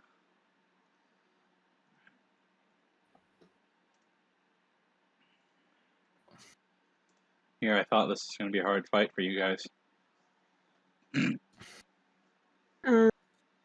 Anything else? Let's see. For bonus action, I'm going to summon my spiritual weapon. Okay. See, it has to be 30 feet away from me at the most. Yeah, I can put it here. And Okay. then can I have it attack the changeling? Sure. Okay. What is it? There it is. Okay. Please don't roll as bad as I have been lately. I rolled as bad as I have been lately. Alright, that misses. Yeah. I mean, he was going to try and make a retaliatory attack on you if that hit. So, Goody? probably not. But he could still, like, cast spells or something to retaliate. Anything else on your turn? I already did everything I could do. Alright, Artie, it is your go. Alright, I'm going to move to just in front of where Finn is. Okay. And That's a giant fin tentacle. Oh, the Finn tentacle. Okay. Right in front of the massive tentacle, I'm going to step in front of him. Okay. And right on top of this soldier specifically, Yeah. I'm going to use my once-a-day cannon shot. Okay. I think that's something I gave you, but I don't. It's a 5 foot. It's once a day I can use a spell. It's a 5 foot radius sphere, Okay. so that means it Yeah, it would hit both. Yeah. And it's 5d10. 5d10. Okay. All right. Roll for damage because it auto hits. Plus my since it's my arcane firearm. Alright, slash 5d10 plus. So I think the bonus or whatnot that I would have assigned to that is more than their AC. They take 23. Okay, so they're gonna take 23. So that's about half of the health off of both of them. Okay. Anything else? That is pretty much everything I can do on my turn. Okay. Then let's see what the assassin does on his turn. Oh. So he's gonna. Started in the. He is going to regain 7 action points and 7 temporary hit points from. Because he started his turn in my cloud of daggers. Oh shit! Do you want to How much damage is he taking, or do you have to roll again? That was 21. Oh damn! So -7. That's just going to reduce the damage that he takes. So he's going to take 14 overall damage to his health. And let's see, he is going to use his teleportation ability to kind of teleport behind the lines. And he is going to use a bonus action to summon another spider to help defend himself. And that is his turn.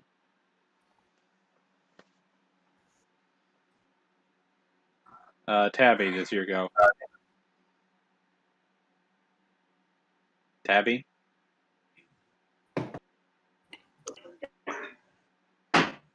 Tabby? So Oh, okay. I'm here. Okay, sorry. Does your go.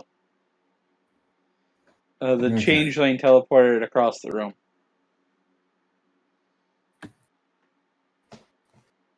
You teleported where? Towards where you guys spawned. I see him now. Yeah, he has a spider as backup. He spawned in another one. Okay. Just gotta make sure something. I'm actually going to move over here. And then along, and my bird is actually just so it doesn't get in the crossfire, going to be right over here as well. Okay. And then I'm going to shoot an arrow at him again. Okay. Roll to hit. 1 minute. And then do you have 1 or 2 attacks? Just one attack, I Okay. believe. Alright, roll to hit. Just plus 5, 10. That'll hit. 20. Okay, then 1d8 plus 7, 11. 11 points And of with- damage. Okay. Roll 1d6. 17 points of Alright, damage. minus another 6. Go. He is down to 399 hit points. Anything else on your turn? Let's see if I can do anything else. Just making sure about something.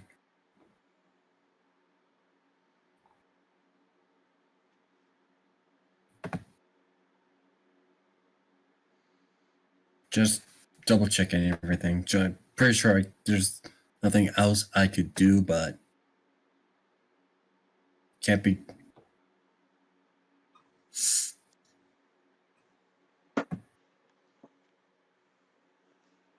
Okay, and you know what? No, that'll be in my turn. Okay, so then it is the Green Hand Spider Elites. The 3. Yeah, I think there's 2 of them that. I don't know, there's only 2 there's. Okay, I think none of them technically should have any energy on them right now. So let's do /roll 1d20. Well, your enemies aren't getting very good rolls. So I'm just not even going to bother because 1's not worth it. They would have regained 1 energy, but they're going to die before they get enough to do anything. This one is going to leap at Crowley. And then this one's just going to try to murder that guy. Let's roll 1d20. Oh, that'll hit Crowley. You said it was 14 points. So the spider by Crowley leaps at him, and as it makes contacts, explodes in this pool of gore, and that is going to take out his temp, deal 25 damage to him. Ah, fuck, that hurt. And the spider over here is, seeing that it's surrounded by feral spiders, is basically going to do the same thing. Oh. Okay then.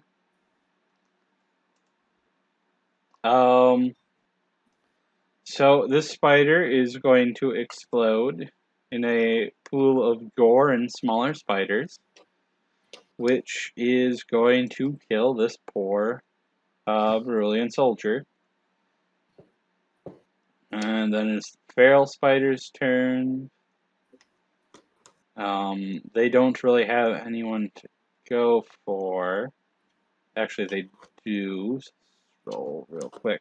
/roll 1d20. One of you, evens or odds? I just realized I forgot to mention that spider should have taken damage earlier, but I think it's dead right now anyway. Yeah. Evens or odds? One of you. Evens. Evens? Okay. Okay, they're going for you guys. They are going to charge at Scully and Rover. Since they are by people who are murdered, they seem to have gotten a bit of a bloodlust, and they're both going to regenerate 5 hit points, as they seem to be a bit inspired by the fact that people died around them. Roll 2d20. Does a 9 hit Rover? No, I don't think so. No, it does not hit Rover. How about a 16? That does hit Rover. Alright. Slash That roll. roll 1d10. Actually, no, they have bloodlust, so it's going to be 1d20 for this turn. Rover is going to take 5 damage. And that is it for the feral spider's turn. Scully, it is your go. Alright. Just a second. Alright. So I'm going to hit this feral spider in front of me. Okay. Oh, bad spider.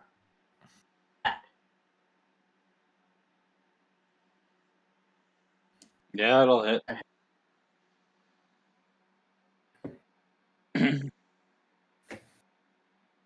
It's 11 damage. Okay, 11 damage to this one. Sure. And you're gonna attack it again? Yeah, I just need to measure something real quick. Okay.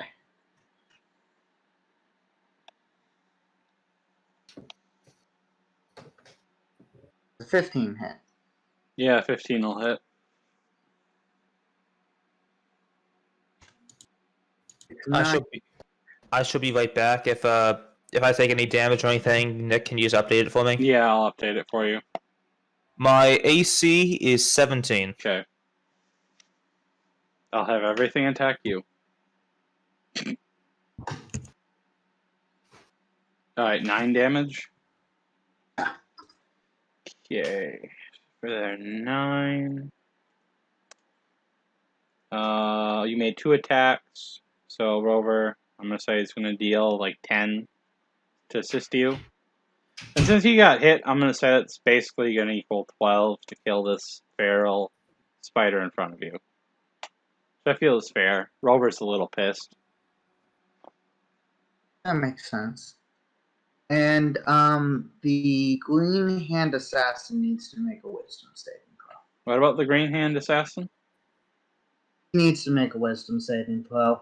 Sure. Thankfully, he has his little necklace, so that should help. 24. Yeah, that passes. At least like somewhere between 5 and 10 of that is from the necklace around his neck. It's an FYI. Good to know. And is that your turn? That is probably fine. Okay. Yes. So let's slash roll 1d6 slash roll 5. Alright, Crowley's gonna get 34 energy. And slash roll 1d4 2. Alright, so he's gonna use basically all of that to summon some more soldiers to assist you guys in taking out the changeling assassin. Let me have 1 second so these guys are actually not dead. I'll change that, get rid of the X, and 50, 50, save, change his thing, go, And he will move about here. And he is going to make 2 attacks against the changeling assassin.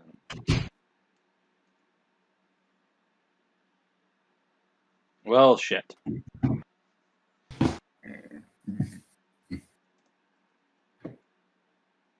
Oof. I'm back. Alright, Crowley's going to take 51 damage. As another gun blows up in his face. Well, What? I said whelp. Yep. Well, I really need to start ordering better quality guns. Try a sword. Yeah, these East Beryllian Trading Company guns just aren't really cutting it. And that's why I prefer the bow and arrow. Yeah, maybe I'll switch over to something like that. Midori, it is now your go. Alright, give me a second, I'm trying to determine how much my, tentacle can move. Where is it?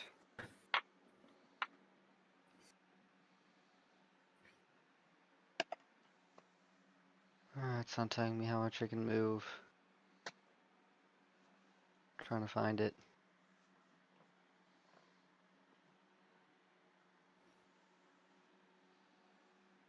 Yeah, what are you doing, Midori?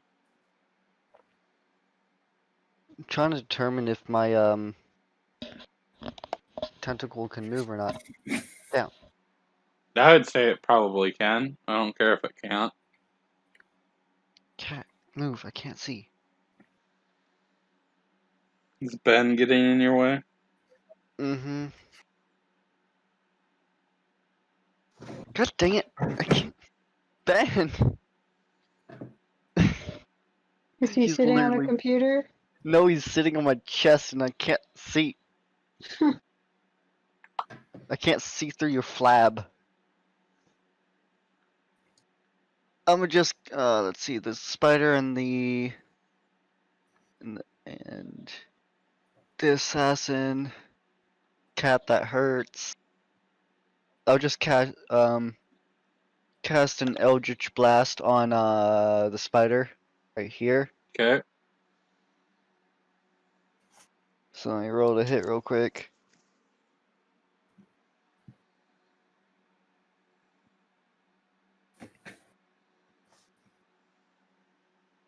God dang it.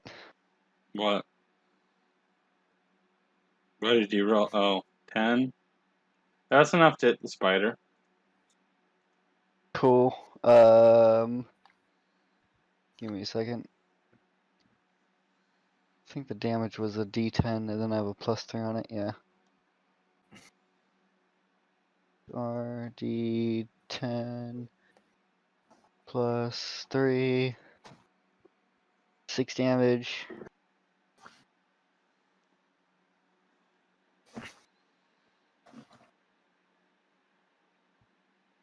Six damage? 6 damage, yep. Okay. Is that it?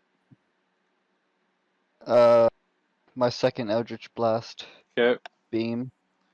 And then I Which imagine will you're hit- Gloctopus and on the tentacle. My tentacle can't reach and it can't move far enough, so. Yeah. Well, the tentacle can attempt to hit that spider down below, but the second Eldritch Blast hit Okay. will be on the spider again. Okay. That'll hit. 23. 4 damage. 4 damage. Okay. Oh, it's And- not doing so hot, that spider. Just so I won't accidentally hit, well, not me personally, but so Finn doesn't hit anyone. Finn, yeah, he's gonna spray down, try to Alright. spray down the Yeah, he's gonna spray down that area. between the spider, Spider and the first. the spider and Yeah. then the changeling. Got it. So let's see. So that's 8 attack rolls. Yep.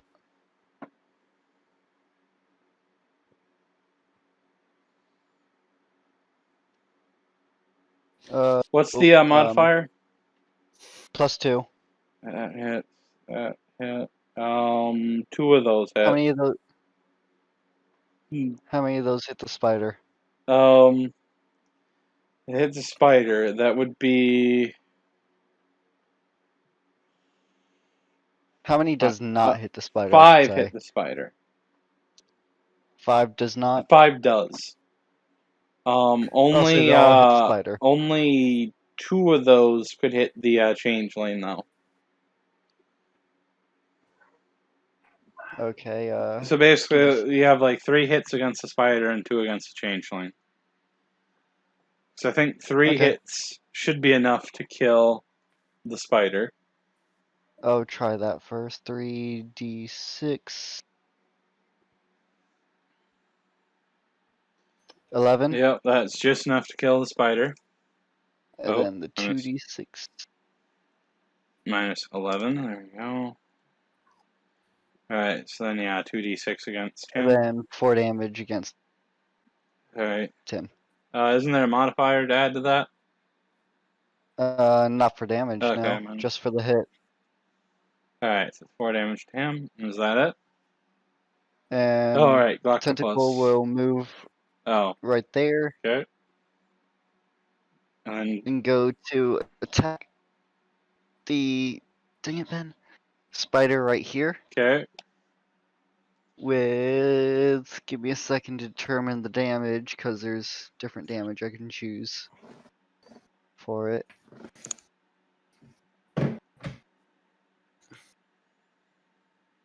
And I think it's bludgeoning damage. Okay. Oh wait, no. Lightning damage on that spider. One so Okay. I'll roll to hit first.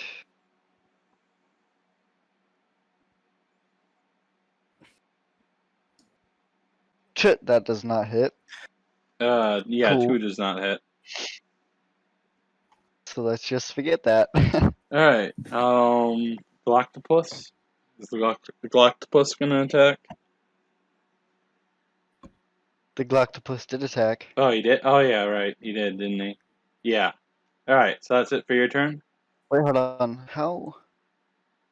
Wonder if as a bonus action. Give me a second. Aha! He's in range of inkage. Finn is? Oh, is he gonna ink that, feral spider? He is going to ink. No, not the spider. What is he inking then? The changeling. He's within 20 feet. Okay, and, does he have to make a save, or how does this work? Let's see, I forgot how you said it. Yeah, let's just do a hit. Okay, yeah, hit. Then, did we make special rules for it, or was the actual D&D rules for it? Special rules for it. Um, I'm just do a flat d20. yeah, flat D20. If it hits him, we'll say like 1d10 damage, and his movement is halved, and he has disadvantage on attack rolls. Sound fair? I think we just did yeah, attack rolls, okay. Yeah. But I think like all that extra stuff should it'll make it a bit more useful for Finn to do Oh, that. come on. A nat 1. Yep, Finn got a nat 1 on the inkage. He inks Crowley instead. Well, that doesn't really work on Finn much, so. Yeah. So Crowley is basically, I'm just gonna say he's gonna miss his next turn because of that. What? Oops. He's going to miss his next turn? Crowley. So you got Finn rolled a nat 1 and ended up inking Crowley. Alright, so then that's the end of your turn? Yeah, that'll be the end. Alright, so Unless you think as a bonus action I can like try to wash Crowley. I can No. try it next turn. Oh well. You wouldn't be Okay. able to watch him enough to get him his turn back. That's fair. Roll 1d20. And nope, this guy is not going to regain any energy. He's going to move right behind Rover. He's going to take 2 pot shots at the spider behind Rover. Okay, both of those will hit. So that's 3 attacks because he got a nat 20.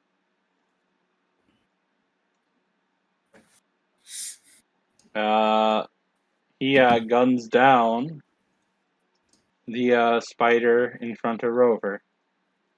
That's his turn. The Brilliant Soldiers move in to attack the Changeling, and they're basically just going to do 10 damage to him. Just to make this go a bit faster. Varus, it is now your go. Alright, as a bonus action, I'm gonna move my sword here to attack the spider. Is there any spiders left there? Is that Rover or is it good That's spider? Oh, it's Rover. Rover. Okay, never mind. I The can't tell. the There's green too circle many. on him represents that he is friendly. Okay, there's just a lot of Yeah. symbols going on right now. So is it just the changeling? Yeah, I think it's just the Changeling now. Okay, let me see. How long that lasts depends on what happens next.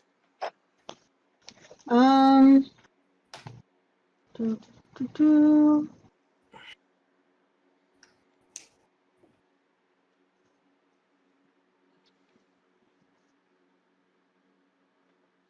I have mostly AoE attacks. I don't know why I did that. Probably. Hmm. Well, I mean, those soldiers probably aren't going to survive the fight anyway. In all fairness.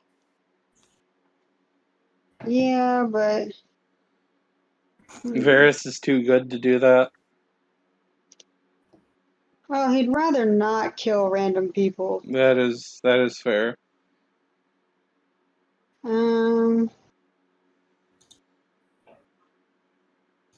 Who's all? Oh, let's see. Maybe if I do. I don't see anyone alive over here.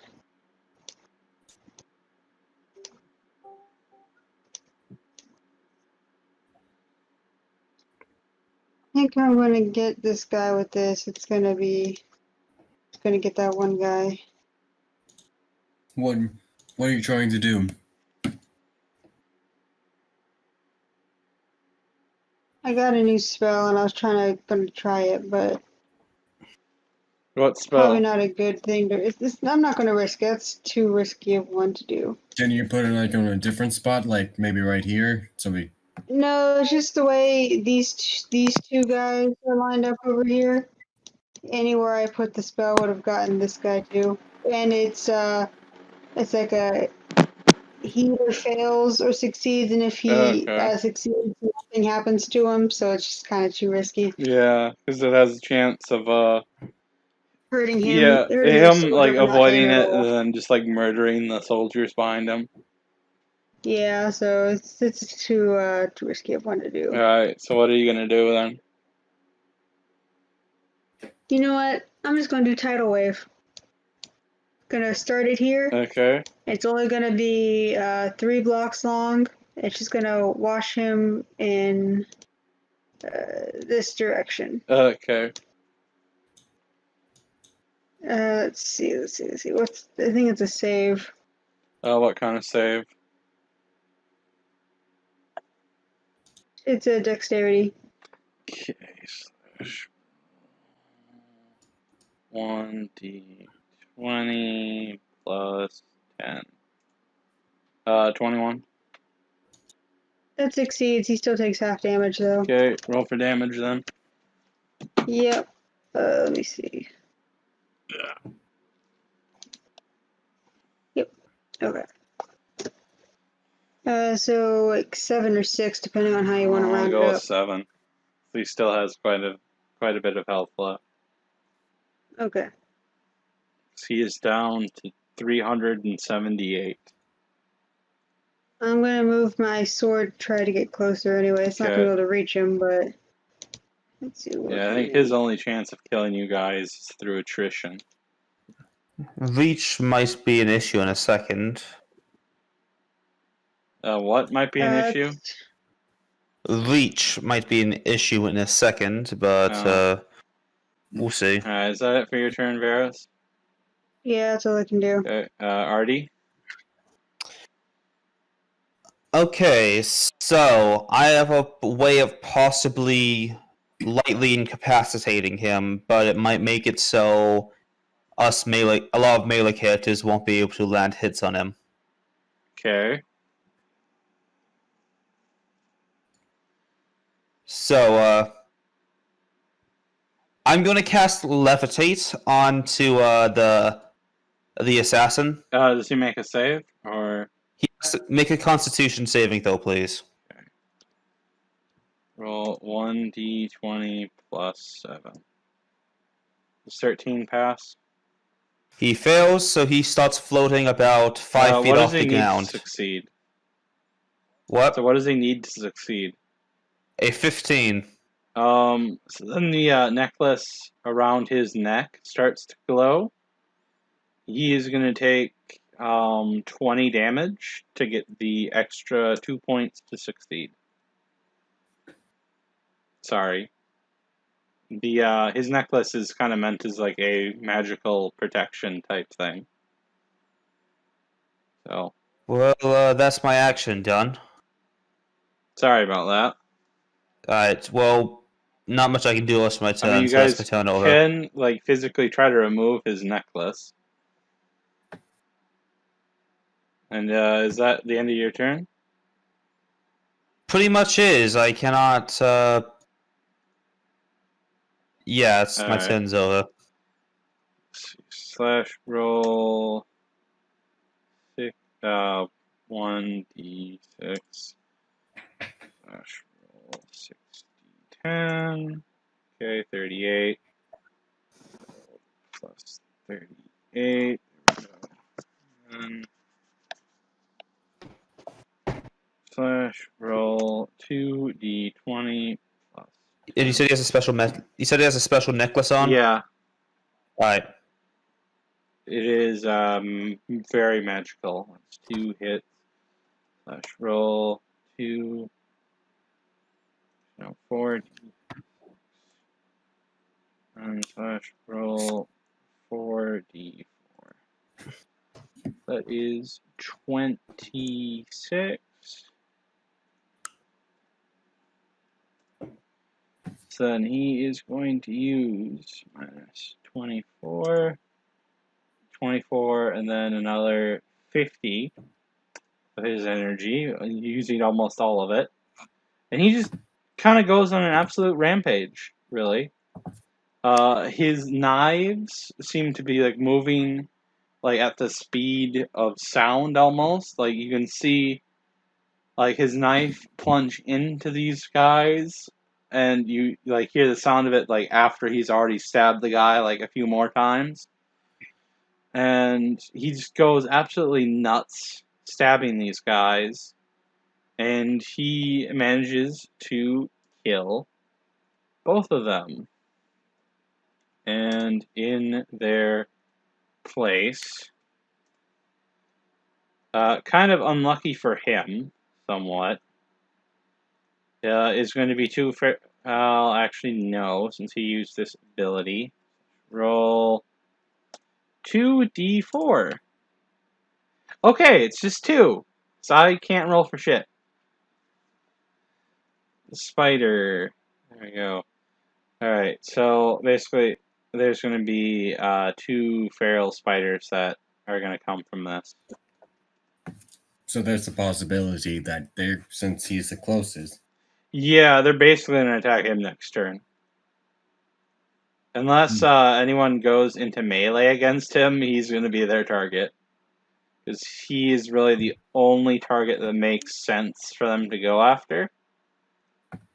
Just because of how close he is. So I think it's probably safe to say he didn't really think that out very well. I just need to close the turn order for a second so I can actually copy this spider and make a copy of it. There we go. And let's make sure that they have their proper allegiance. There we go. And reopen the turn order. That is his turn. Tabby, it is your go. Okay. I'm going to shoot another. You're gonna shoot him again? Yep. But instead, I'm actually going to aim for the necklace. Okay. Plus 10. Alright, yeah, that'll hit. Roll for damage. 1d8. 8. D8 plus 7. 9. And then your extra d6. Yep. Alright, so that's 15. But and do I get the necklace or close to it? You hit the necklace.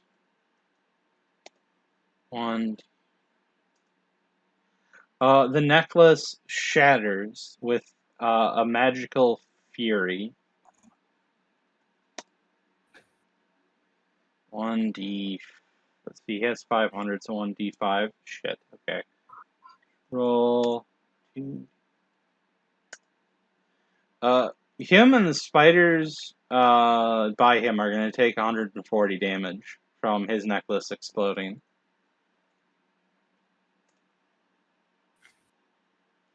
And it's like bullseye. He is very, very pissed. And he seems to be like leaking magical energy, possibly from the necklace that you just blew up. So he's gonna make a roll real quick. Roll 20. He's going to regain 113 energy that he absorbs from the magical backlash this necklace gave off. Anything else you're going to do on your turn? Nope, that's all I could do, really. Alright, well then he is going to use 20 of what he just got back to make an attack on you. Like a retaliatory attack. Does 15 hit you? No, it doesn't. Not. Okay, so he's a bit useless. All the spiders are dead, so I'm going to remove them from the turn order for now. Scully, it is your go. Alright. How How close can I get to this? first. Oh, I can get in his face. Cool. I'm gonna get in his face.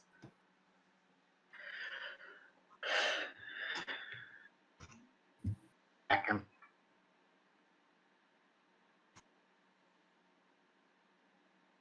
Yeah, okay. You roll the 12?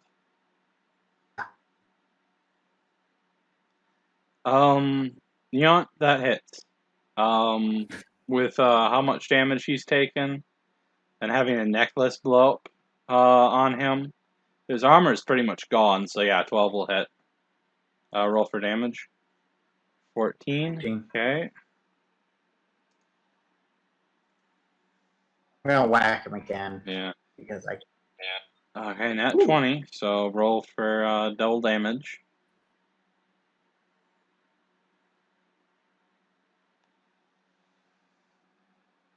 Okay, 19. 19. And he needs to make me another wisdom save. Okay, minus 19. And slash roll 1d20. plus 5. I'm assuming an 8 does not succeed. No, he feels an uncontrollable, unexplainable urge to fight me, and only me. An urge to what? Fight me, and only me. Okay, so he's only gonna fight you. Everybody else, the only thing he can think about is fighting me. Okay. And is that it for your turn? That is it for my turn. Alright. Crowley cleans off the last bit of ink. He kind of gives a very annoyed look at Finn. And Midori, it is now Finn your shrugs. Finn just shrugs. go. Great. Since he's the only one left. Oh, crud. I'm gonna just move right here. No, actually. Right here. Okay. Give me a second. I'm assuming you're moving over there as well. Oh, yeah. And just move that. And I'm going to, if I can see over my cat. Where is it? Say hi to Ben for me. Ben, someone says hi.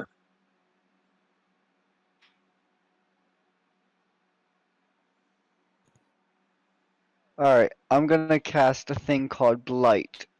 Okay. And he has to make a Constitution saving throw. Okay. 27 with a nat 20. Oh my god. He takes half damage. Okay. And give me a second to roll for damage. Okay.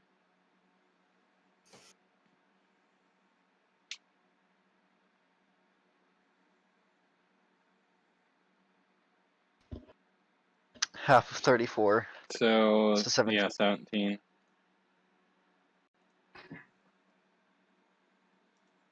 Alright, and any other attacks? The Gloctopus. The Galactopus. Not before that. I should have done this to begin with, but oh well. I'm gonna dispel the, since it can't move very far. I believe it can only move 10 feet at a time. Okay. The tentacle. Yeah, you're gonna spell I'm the gonna tentacle. And summon a new one right here. Okay. And what that is gonna do is try to hold down the assassin. Okay. Any other So it's an attacks? easier target. Oh, just gonna try to hold down the assassin real quick. Okay. Is that a grapple attack? Yeah, so like. Alright, so I Strength. imagine opposed strength. Yeah. And let's see if it hits. Well, would it be a hit or a save? Probably a save, huh? It's opposed strength roll, I believe. You need to beat a 21. Oh, lovely. That means I need a nat 20. Yeah. It could happen. Please?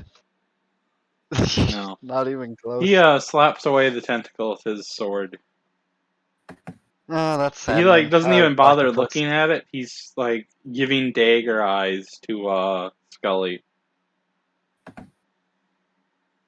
It's You'd imagine him being very focused on Scully that like something else would happen to. Oh well. Yeah. Galactopus. Okay. Make 8 attack rolls. +2 to all of those. 2 of those will miss. Only 2? His armor is basically gone. It's been like blown off by his necklace, and his necklace Oh. was giving him a bit of bonus to AC as well. So Oh shoot. Okay, cool. yeah, so now his Yeah. AC is 10. Shoot. Heck yeah. Alright.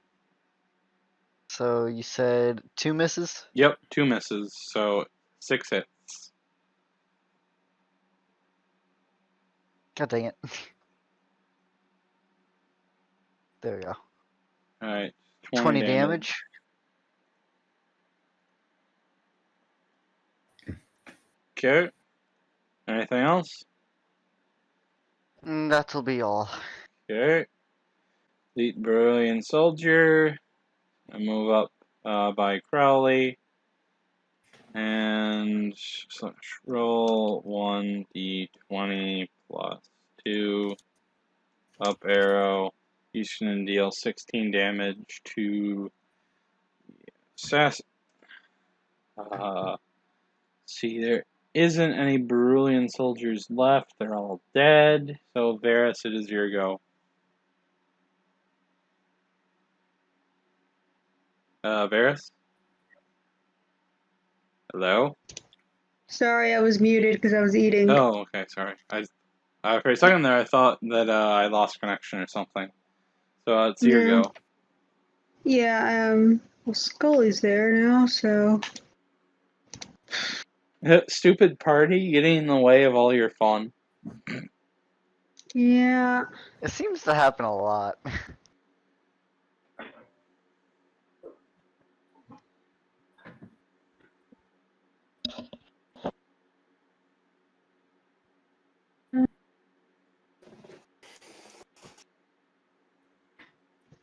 No. I'm just gonna do Wall of Fire. So why not? It's Okay. gonna go this way. Does it hit? Right over him. Does it hit Scully? No, because one side of it does not burn. Okay.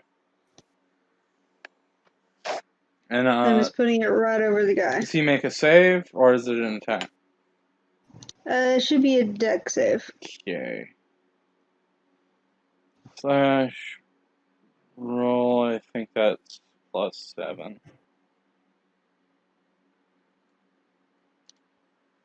Nat 20, 27. Oh my! I can't even remember the last time I rolled in at 20. He still takes half damage. Okay. So half of 27. Hey, you rolled just as much damage as he rolled to avoid. Oh yeah, look at the numbers. 85158. 8, 5. Yeah. Alright, so that's, what, 14? Yeah. Alright, so you're gonna take 14 damage, and is that it for your turn? Let me check something. You're done? Hold on, I'm checking something. Yeah.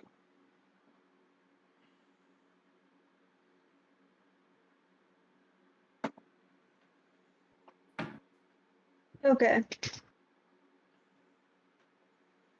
Okay. Yeah, that's the end of my turn. Okay, that's it? Yep. Okay, Artie? Alright, is he wearing or holding anything made of metal? I guess his sword would count? He mentioned had a chest plate on, is that... That got is blown broken, off but he's and, like, still blown open, so it's not really gonna affect him. Got blown off. I'm gonna He's cast Scorching Ray on him. bare-chested now. I'm gonna cast Scorching Ray on him. Okay, and that's on his, like, sword to hurt him? No, not heat metal or Scorching Ray. It's his physical attack. Is that a spell attack or a save? It's a spell attack. I need to make 3 of them, actually. Alright, roll, make 3 attack rolls then? Yeah. Give me 1 second. Good.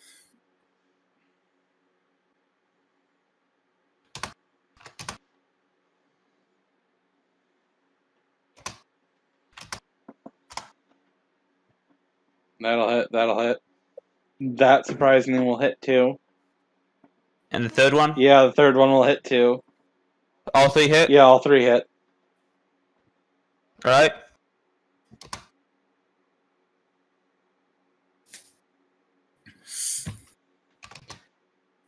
Let me just double check one thing.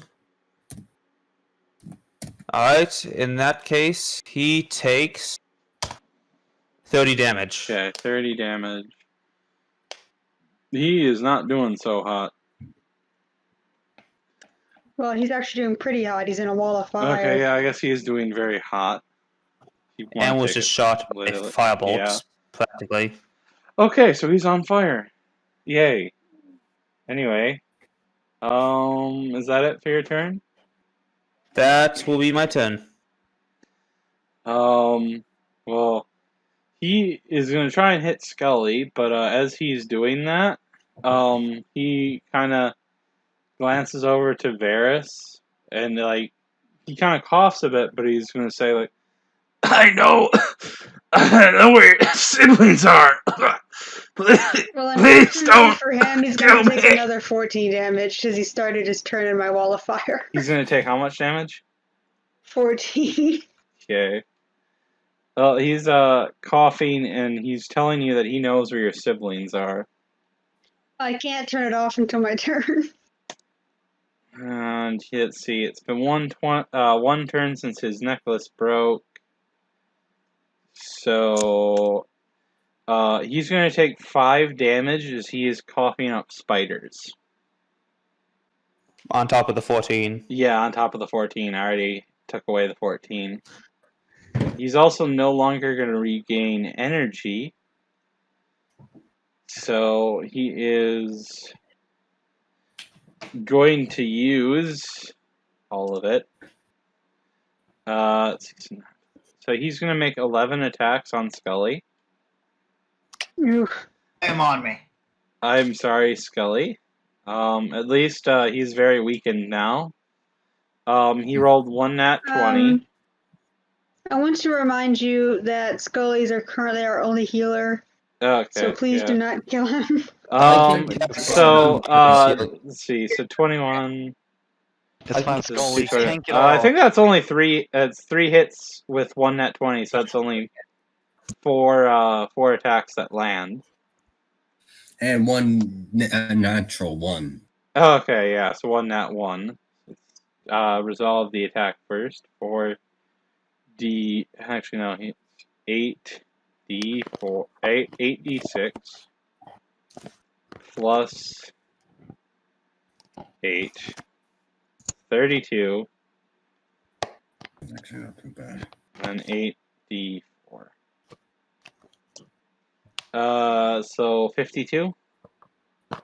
He will take half damage because he's in range of my tentacle. Scully is. Okay. And it will dispel my tentacle. So you're gonna take 26 damage, I believe, then? Okay. So what are you at right now, Scully? I'm at 42. Okay.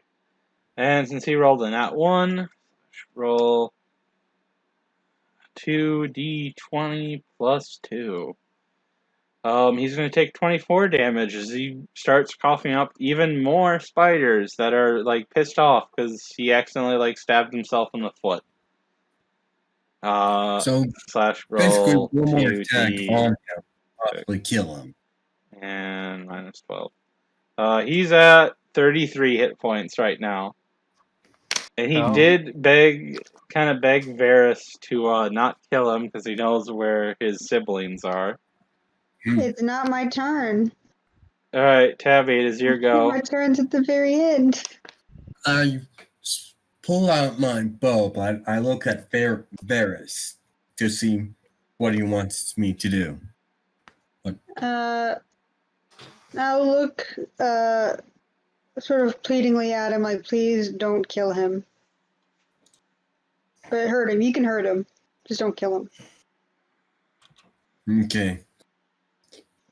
I'm actually going to move up and say, then surrender. Then surrender.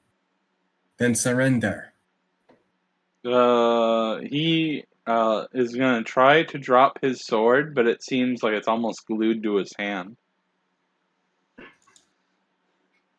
I surrender. I can't get rid of the sword, but I surrender. Please, please. Well, you're out of initiative now, by the way. I'm I gonna asked. turn off the fire. You're gonna what? I also ask if Turn off the fire. Okay. Then, what were you asking, Midori? is it a cursed sword or something, or are you cursed? I don't know. I've never had this happen before. He's like really coughing up spiders now. Listen, Varus, your sibling, there is Empire. And he just like projectile vomits like a shit ton of spiders, and they start they like eat a hole in his chest and start emerging from there, and he falls over dead. Well, okay. Well, never mind. There goes that idea. What were you gonna try and do? If he was cursed, I could have cured him. It was a bit too late for that, unfortunately. That I mean, it's more of like he pledged himself to the wrong god more so than a curse. I'm gonna shoot him in the head. You shoot him in the head? Yes. Just to be sure. Okay, you shoot him in the head, and from his the new hole in his skull, several spiders emerge, looking very angry. I lower my crossbow. He's dead. I mean, he is like literally being picked apart by like thousands of spiders right now. Make sure, man. Precisely, he's dead. Okay. So he did reveal that Varus's siblings are being held somewhere in the Empire. Does he mean like the Empire, or is he just calling it the Kingdom of the White Flower an empire? Make a perception check. Would that be insight, you mean? Yeah, insight. Sure, sorry. Oh, perception. Hey, Just Wesley, what you look you at. breaking into my room, buddy? Hey, Wesley. We'll also do a perception check to under. 19. Yeah. He means the Empire, like the actual Empire, like what Empress Terra rules. Yep, I got a net 20. Yeah, so you both know that he's referring to the actual Empire. So that must mean that the White Flower / Green Hand has a base somewhere in the Empire. I'll tell the Crowley this.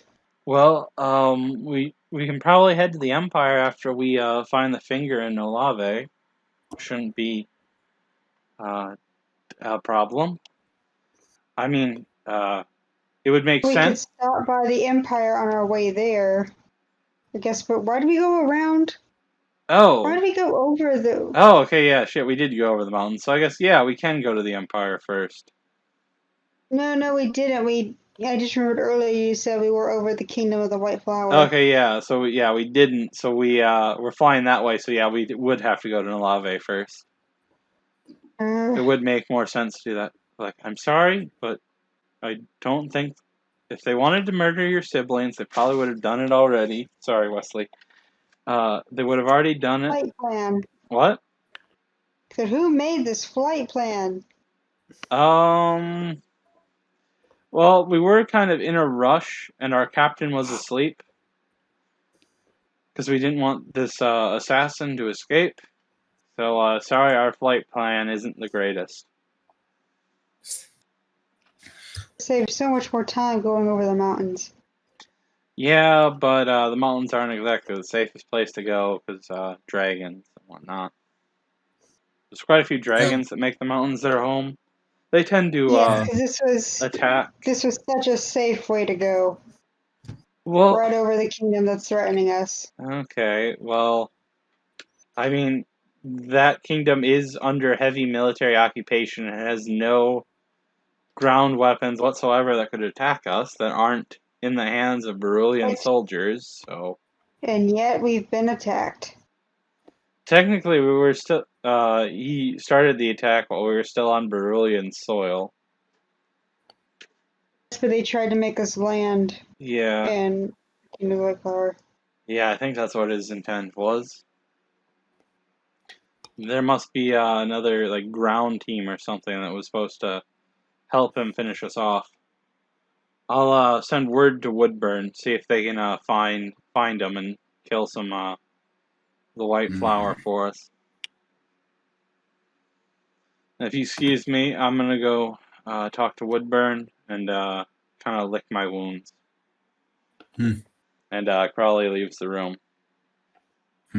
Licking his wound sounds very unsanitary.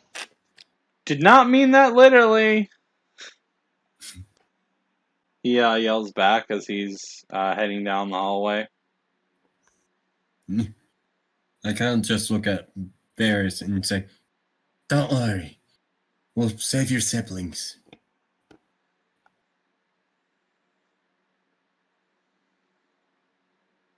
That's a promise. Yep, I we'll appreciate it, but the party. don't make promises you're not guaranteed to keep. Yeah.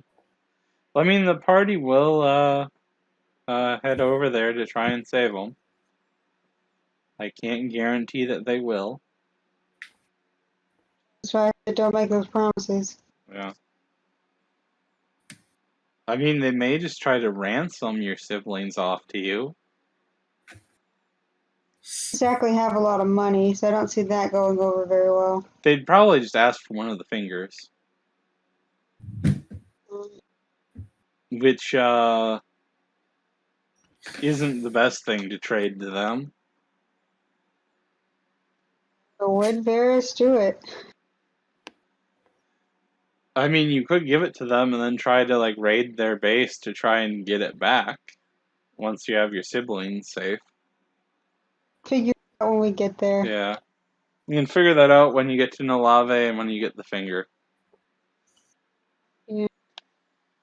Anyway, it was a bit shorter of a session, but that's pretty much all I have prepared for you guys. We could go until you land in Nolave, but I can't go much further than that if you want to keep going for a bit. To Nolave, just be role playing. Yeah, Nolave will basically just be role playing. There's a few things Okay. that happen when you get there that we could resolve, but there isn't that much more I can do with that. Midori is tired and wants to go to bed. Is that your way of saying you're tired IRL, or is Midori actually tired? I mean, Midori is tired too. Okay. So let's just do this then. I'll tell you like some basic things that happen. You all go to bed after this. You get a nice nights of sleep. When you wake up, I go to bed. Varys. What? Varys does not get a good night's sleep. All right, everyone but Varus gets a good night's sleep. And, I go to bed. Artie like lays in bed and wonders what the hell people do in bed. Hey, Wesley. And when you wake up, it's only like an hour or two, and you guys land in, I believe it's the city of Dragon's Perch, which is the capital of Nolave. And you're greeted by the sight of another smaller airship that's unloading some passengers. There's some Varillian soldiers there who look like they're trying to explain things to the local Nolavian authorities.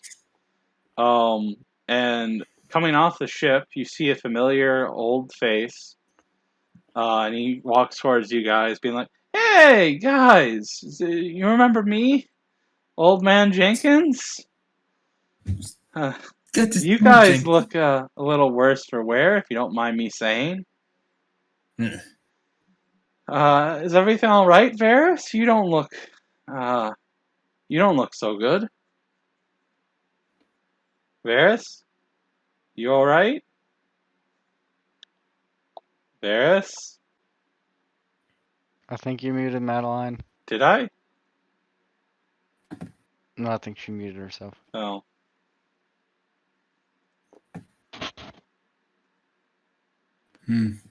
Well, this is going. Everybody, welcome to Nolave and to Dragon. You say Dragon's Perch, right? Yeah, it's Dragon's Perch. And welcome to my city, Dragonsburg. Scully wearing a Hey. hood and a mustache. Madeline, are you there? Or were you guys able to hear me? No. Nope.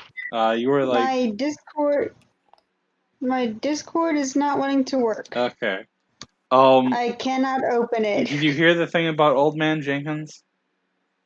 Yes. He was asking I know you he tried to. how you were. I know he.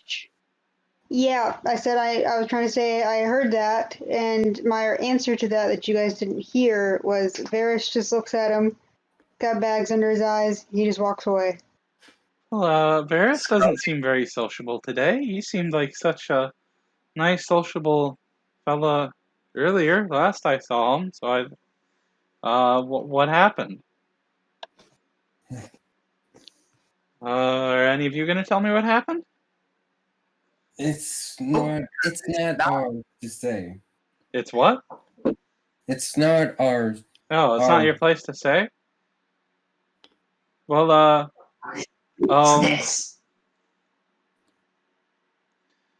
well, I guess you guys probably had your own troubles, but, so, look, so I didn't quite, make it back to, the Kingdom of the White Flower, as you can clearly see. Yeah. Yeah, we can also guess. Yeah, you see, apparently Woodburn ordered the whole kingdom blockaded / quarantined, so, I was kind of, my airship that I was on, was kind of, you know, like, sent here instead of there, but, hold on a second. Yeah, so we were sent here instead of, back to the White Flower. However, we were allowed to land briefly to take, we got some, passengers, who were, to head out of the White Flower. And, there's some people, I'd like you to meet. Come on, kids! Come on!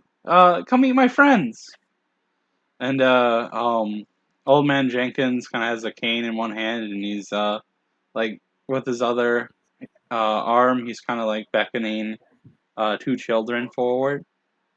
I'd like you guys to, meet my, my great-grandchildren.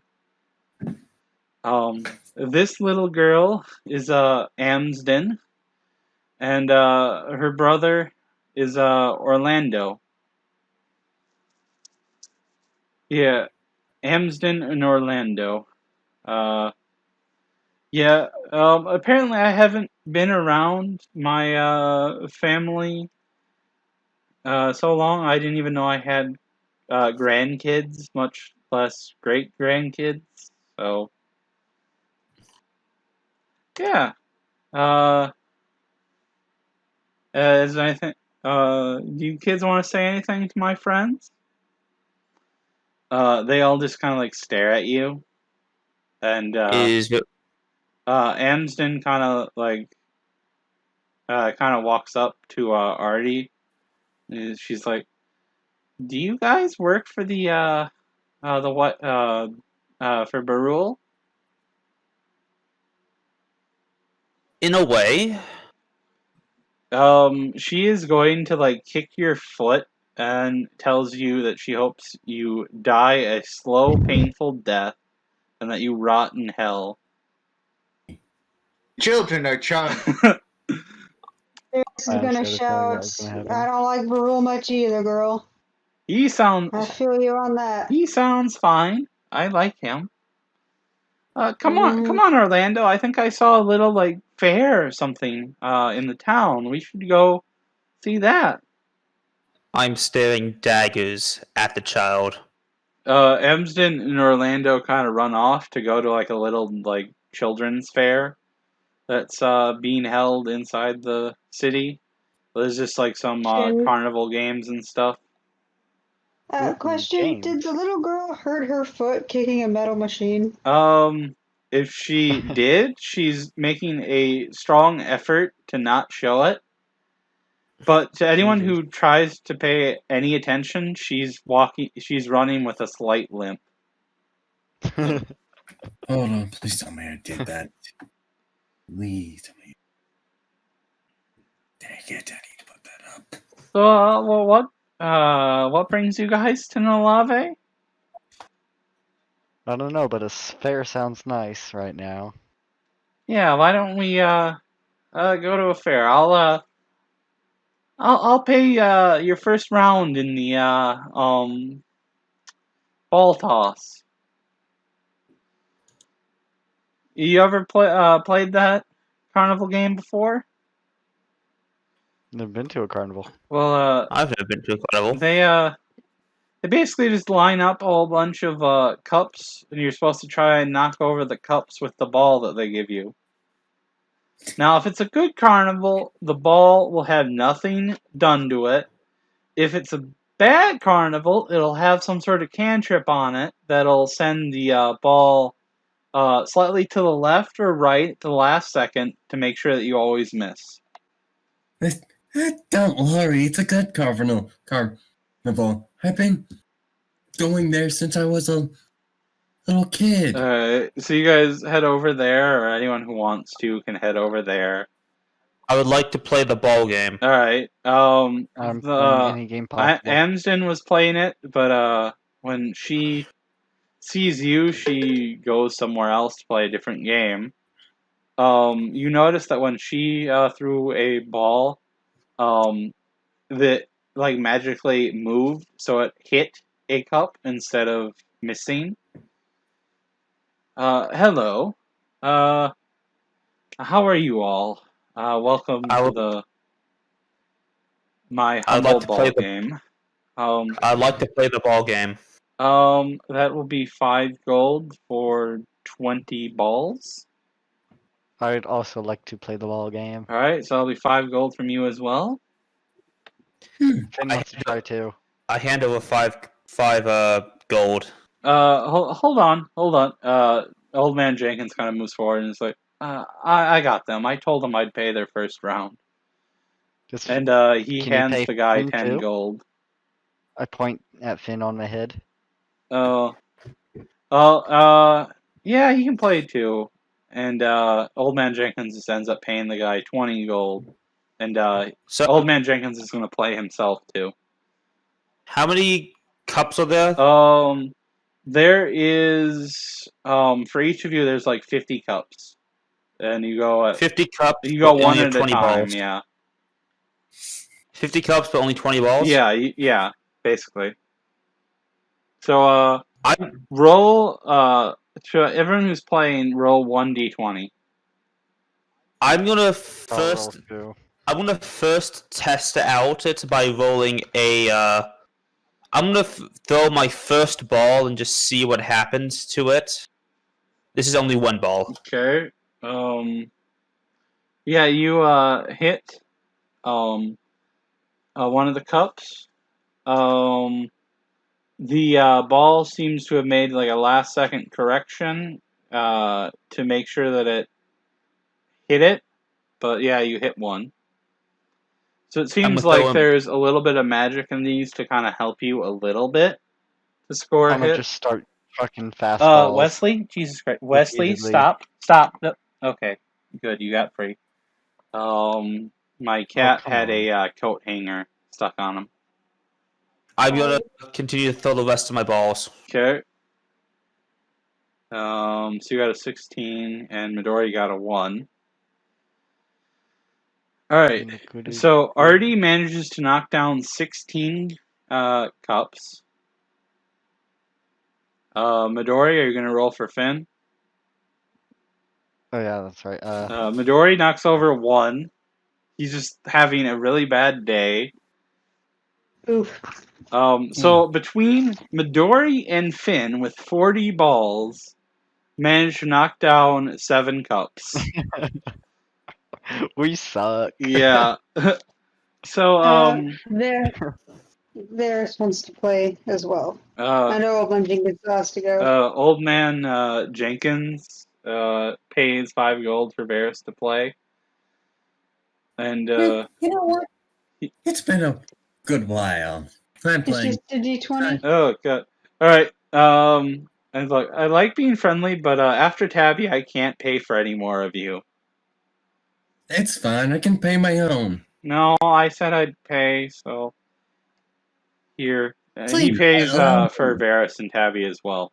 But if anyone else Alright. wants to play, they're going to have to pay themselves.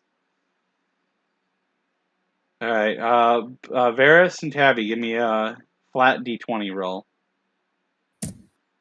Yes. 12. Finally, I got my nat 20. You got a nat 20. Roll another 20 Finally. for me then, please, Varus. What is it? Roll a what? Roll another 20 for me, please.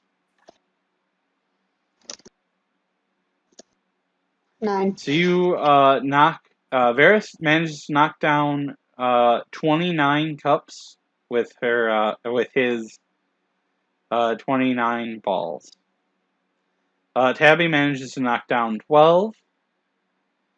And Old Man balls. Jenkins, in like a surprise twist and with some unknown athletic strength, manages to like perfectly throw each ball so he knocks down all 50.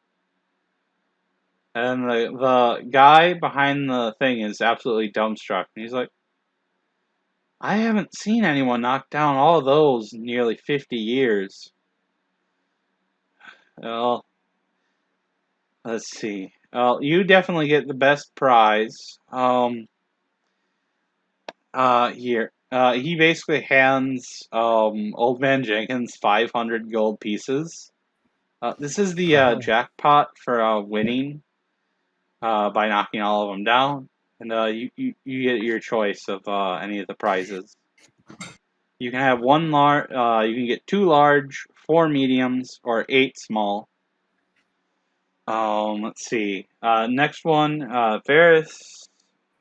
You knocked down 29. So you can have 1 large prize and 1 small prize.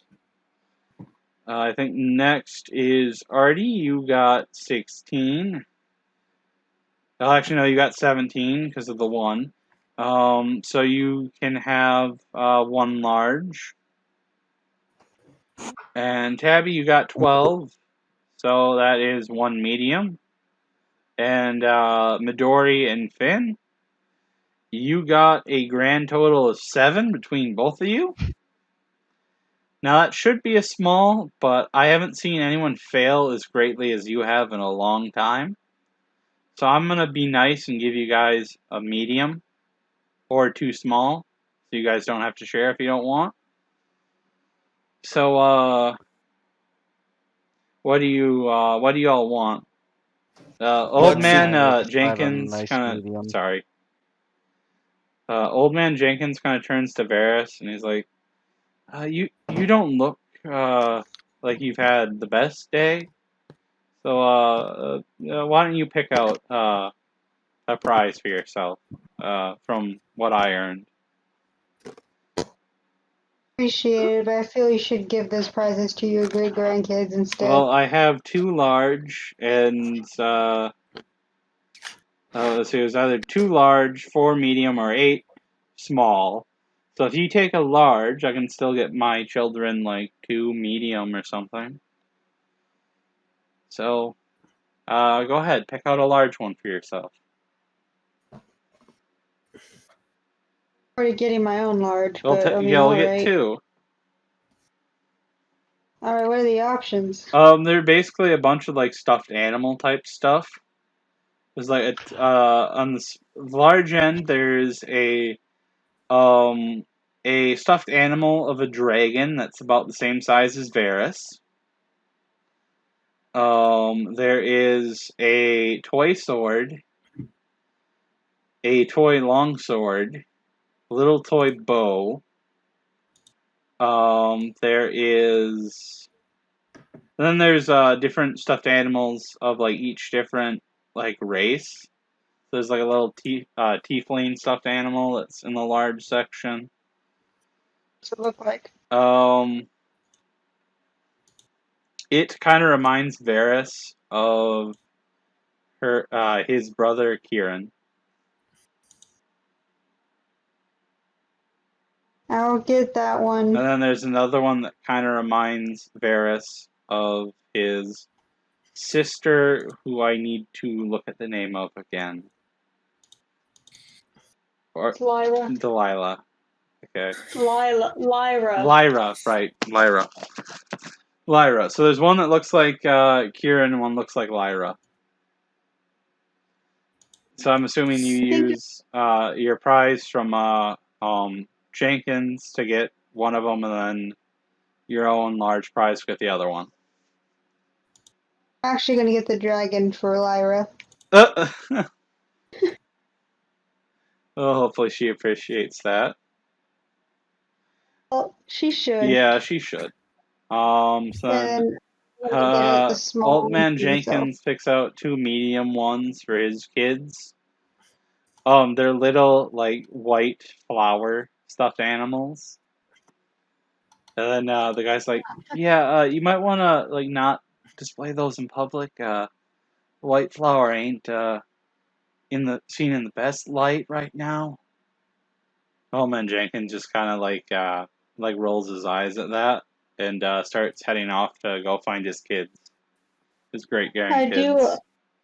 I do also get a small prize. You said. Oh yes. What would you like? The small prizes are a bit more limited.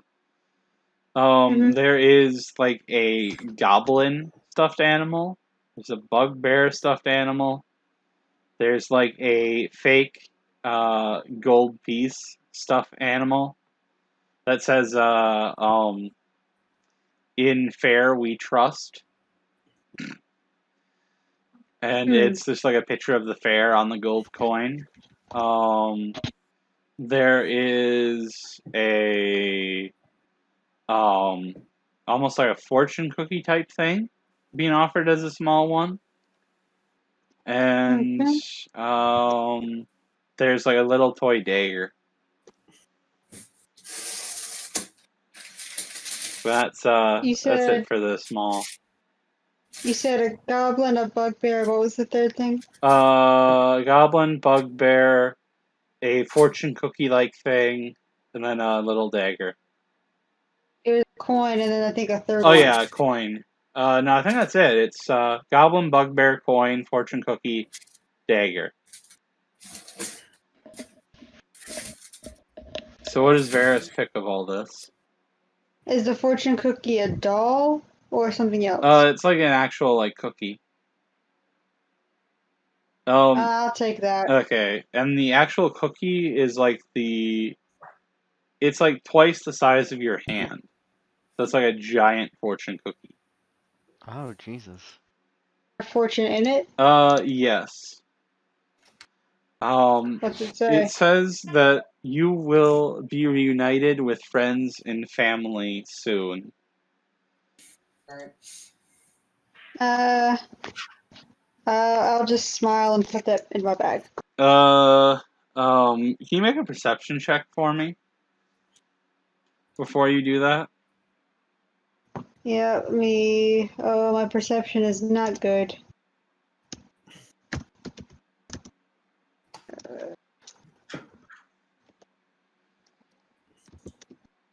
Okay, 20.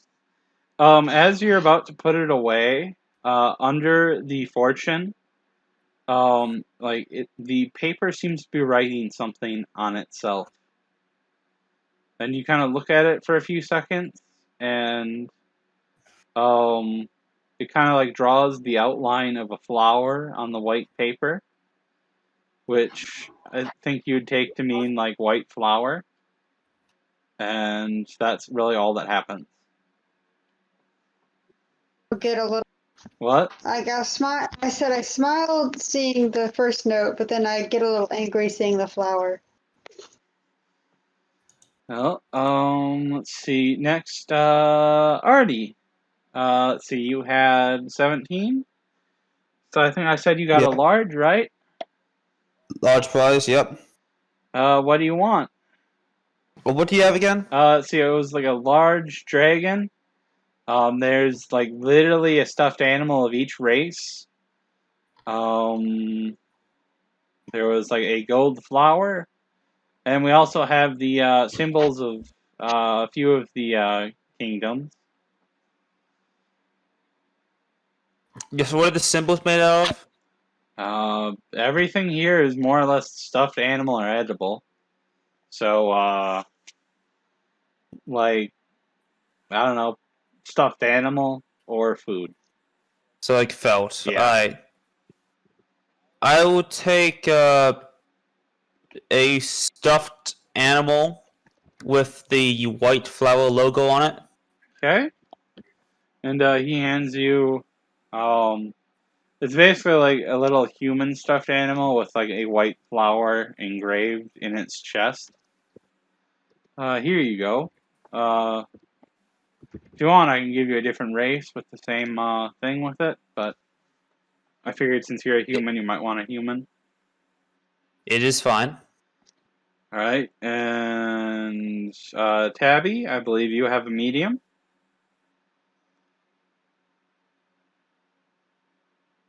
Tabby? Debbie? Tabby? I guess he's daydreaming. Midori. Between medium. Oh, sorry, okay. Tabby? I'm here. You have a medium prize.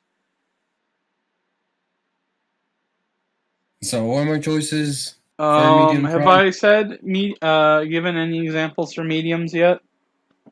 No, I don't think so. For mediums, there is a stuffed animal of like all the different gods.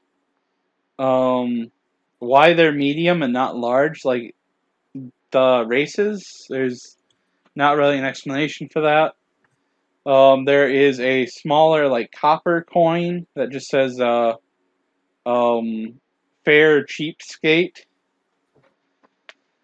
And there is a much larger fortune cookie that's about the size of Tabby's head. Is it a stuffed? No, it's food. Eh, I'll take the fortune cookie.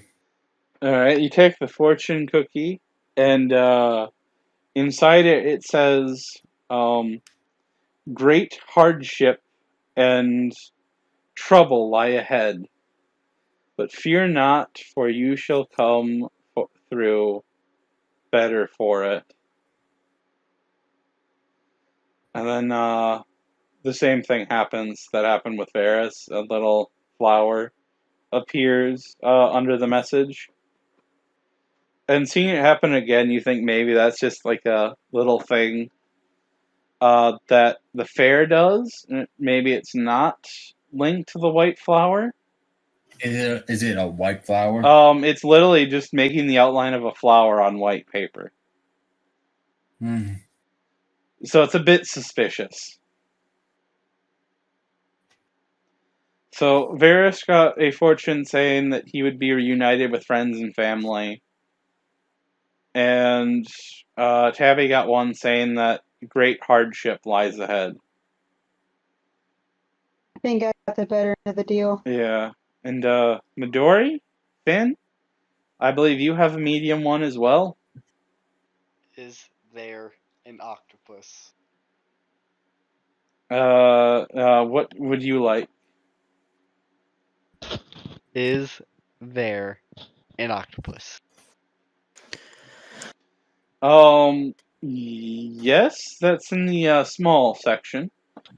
I could give you an octopus, and I could throw in a fortune cookie, since you guys seem to like those. I want the octopus. Do you want the octopus And- and a fortune cookie, or just two octopuses? And the food. Yes, and the food. Food good too. Okay. So he gives What is the octopus to Finn, and gives you the fortune cookie. That's the Finn makes small happily one. gurgling noises. What?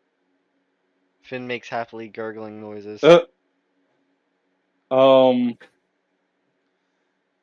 And in yours, it's just more cryptic, saying that Barul will cause you harm in the future. That's why you Barul don't trust the rule. will cause you trouble in the future. Midori downs the cookie. Uh, Okay, what did and I Varus kinda say about With Barul? fortune with it. the vendor, where do you get these fortune cookies? I don't know. They're made by a fair company. I don't know where they're based. Let me check. He rumbles in the back and he's like, "Oh shit." Well, that's gonna make East Rural resupply a Trading bit Company. harder.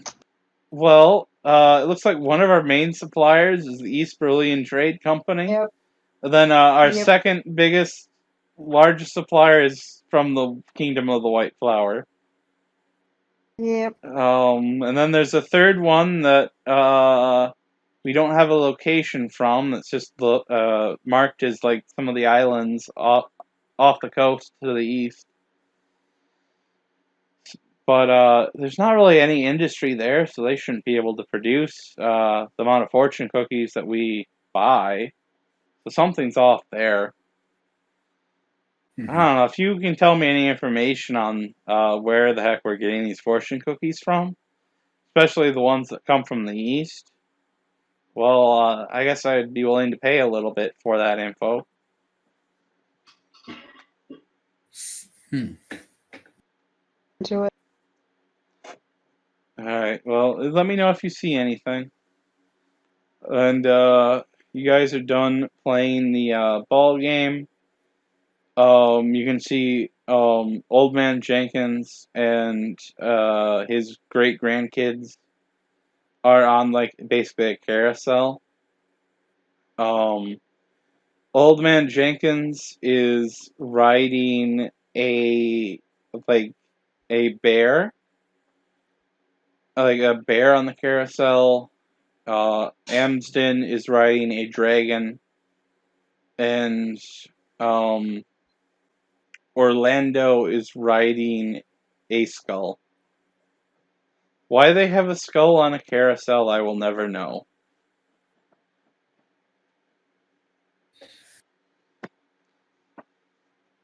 And at that moment, like a lightning bolt strikes, and everyone's kind of like told to leave the fair and go inside.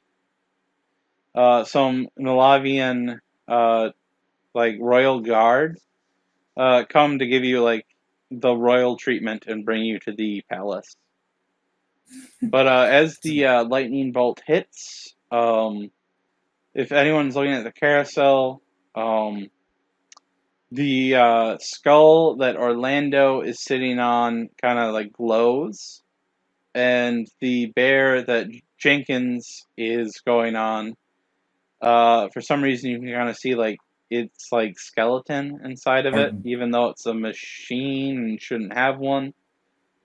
And nothing really happens to what Amsden is riding. The dragon You're looks cutting fine. off. Yeah. And You're actually, the cutting off. dragon that Amsden is riding seems to breathe fire. I can't hear. What's going on? I can't hear you. You're cutting off. A lightning bolt hit. The skull that Orlando is riding on is glowing. The bear that Jenkins is riding on, you could see its skeleton. And then the dragon that Amsden is riding on is breathing fire. Could you hear that? Yeah, I heard. But what happened to the skeleton? What's going on with the skull? It glows for a little bit and then stops after a few seconds after the lightning hit. So basically, the things that Jenkins and Orlando were riding kind of went like skeletal and stuff. And some royal guards come to escort you to the palace to give you a royal welcome, and that's where we're going to end it for today. It's the creepiest fair I've ever been a part of. I mean, it did get hit by lightning, so you didn't see most of it. Because they don't When your want... carousel, What? so I know, but when your carousel starts glowing skeletons and bears, like machine bears, have skeletons in them. Yeah. Well, it's more meant to be foreshadowing something than anything else. Yeah, it was creepy fair, man. Yeah, it's a creepy fair and creepy foreshadowing. Alright, well, sorry, Wesley. Well, that's it. That's all I have for today. So I'm gonna end the recording. Goodbye, everyone.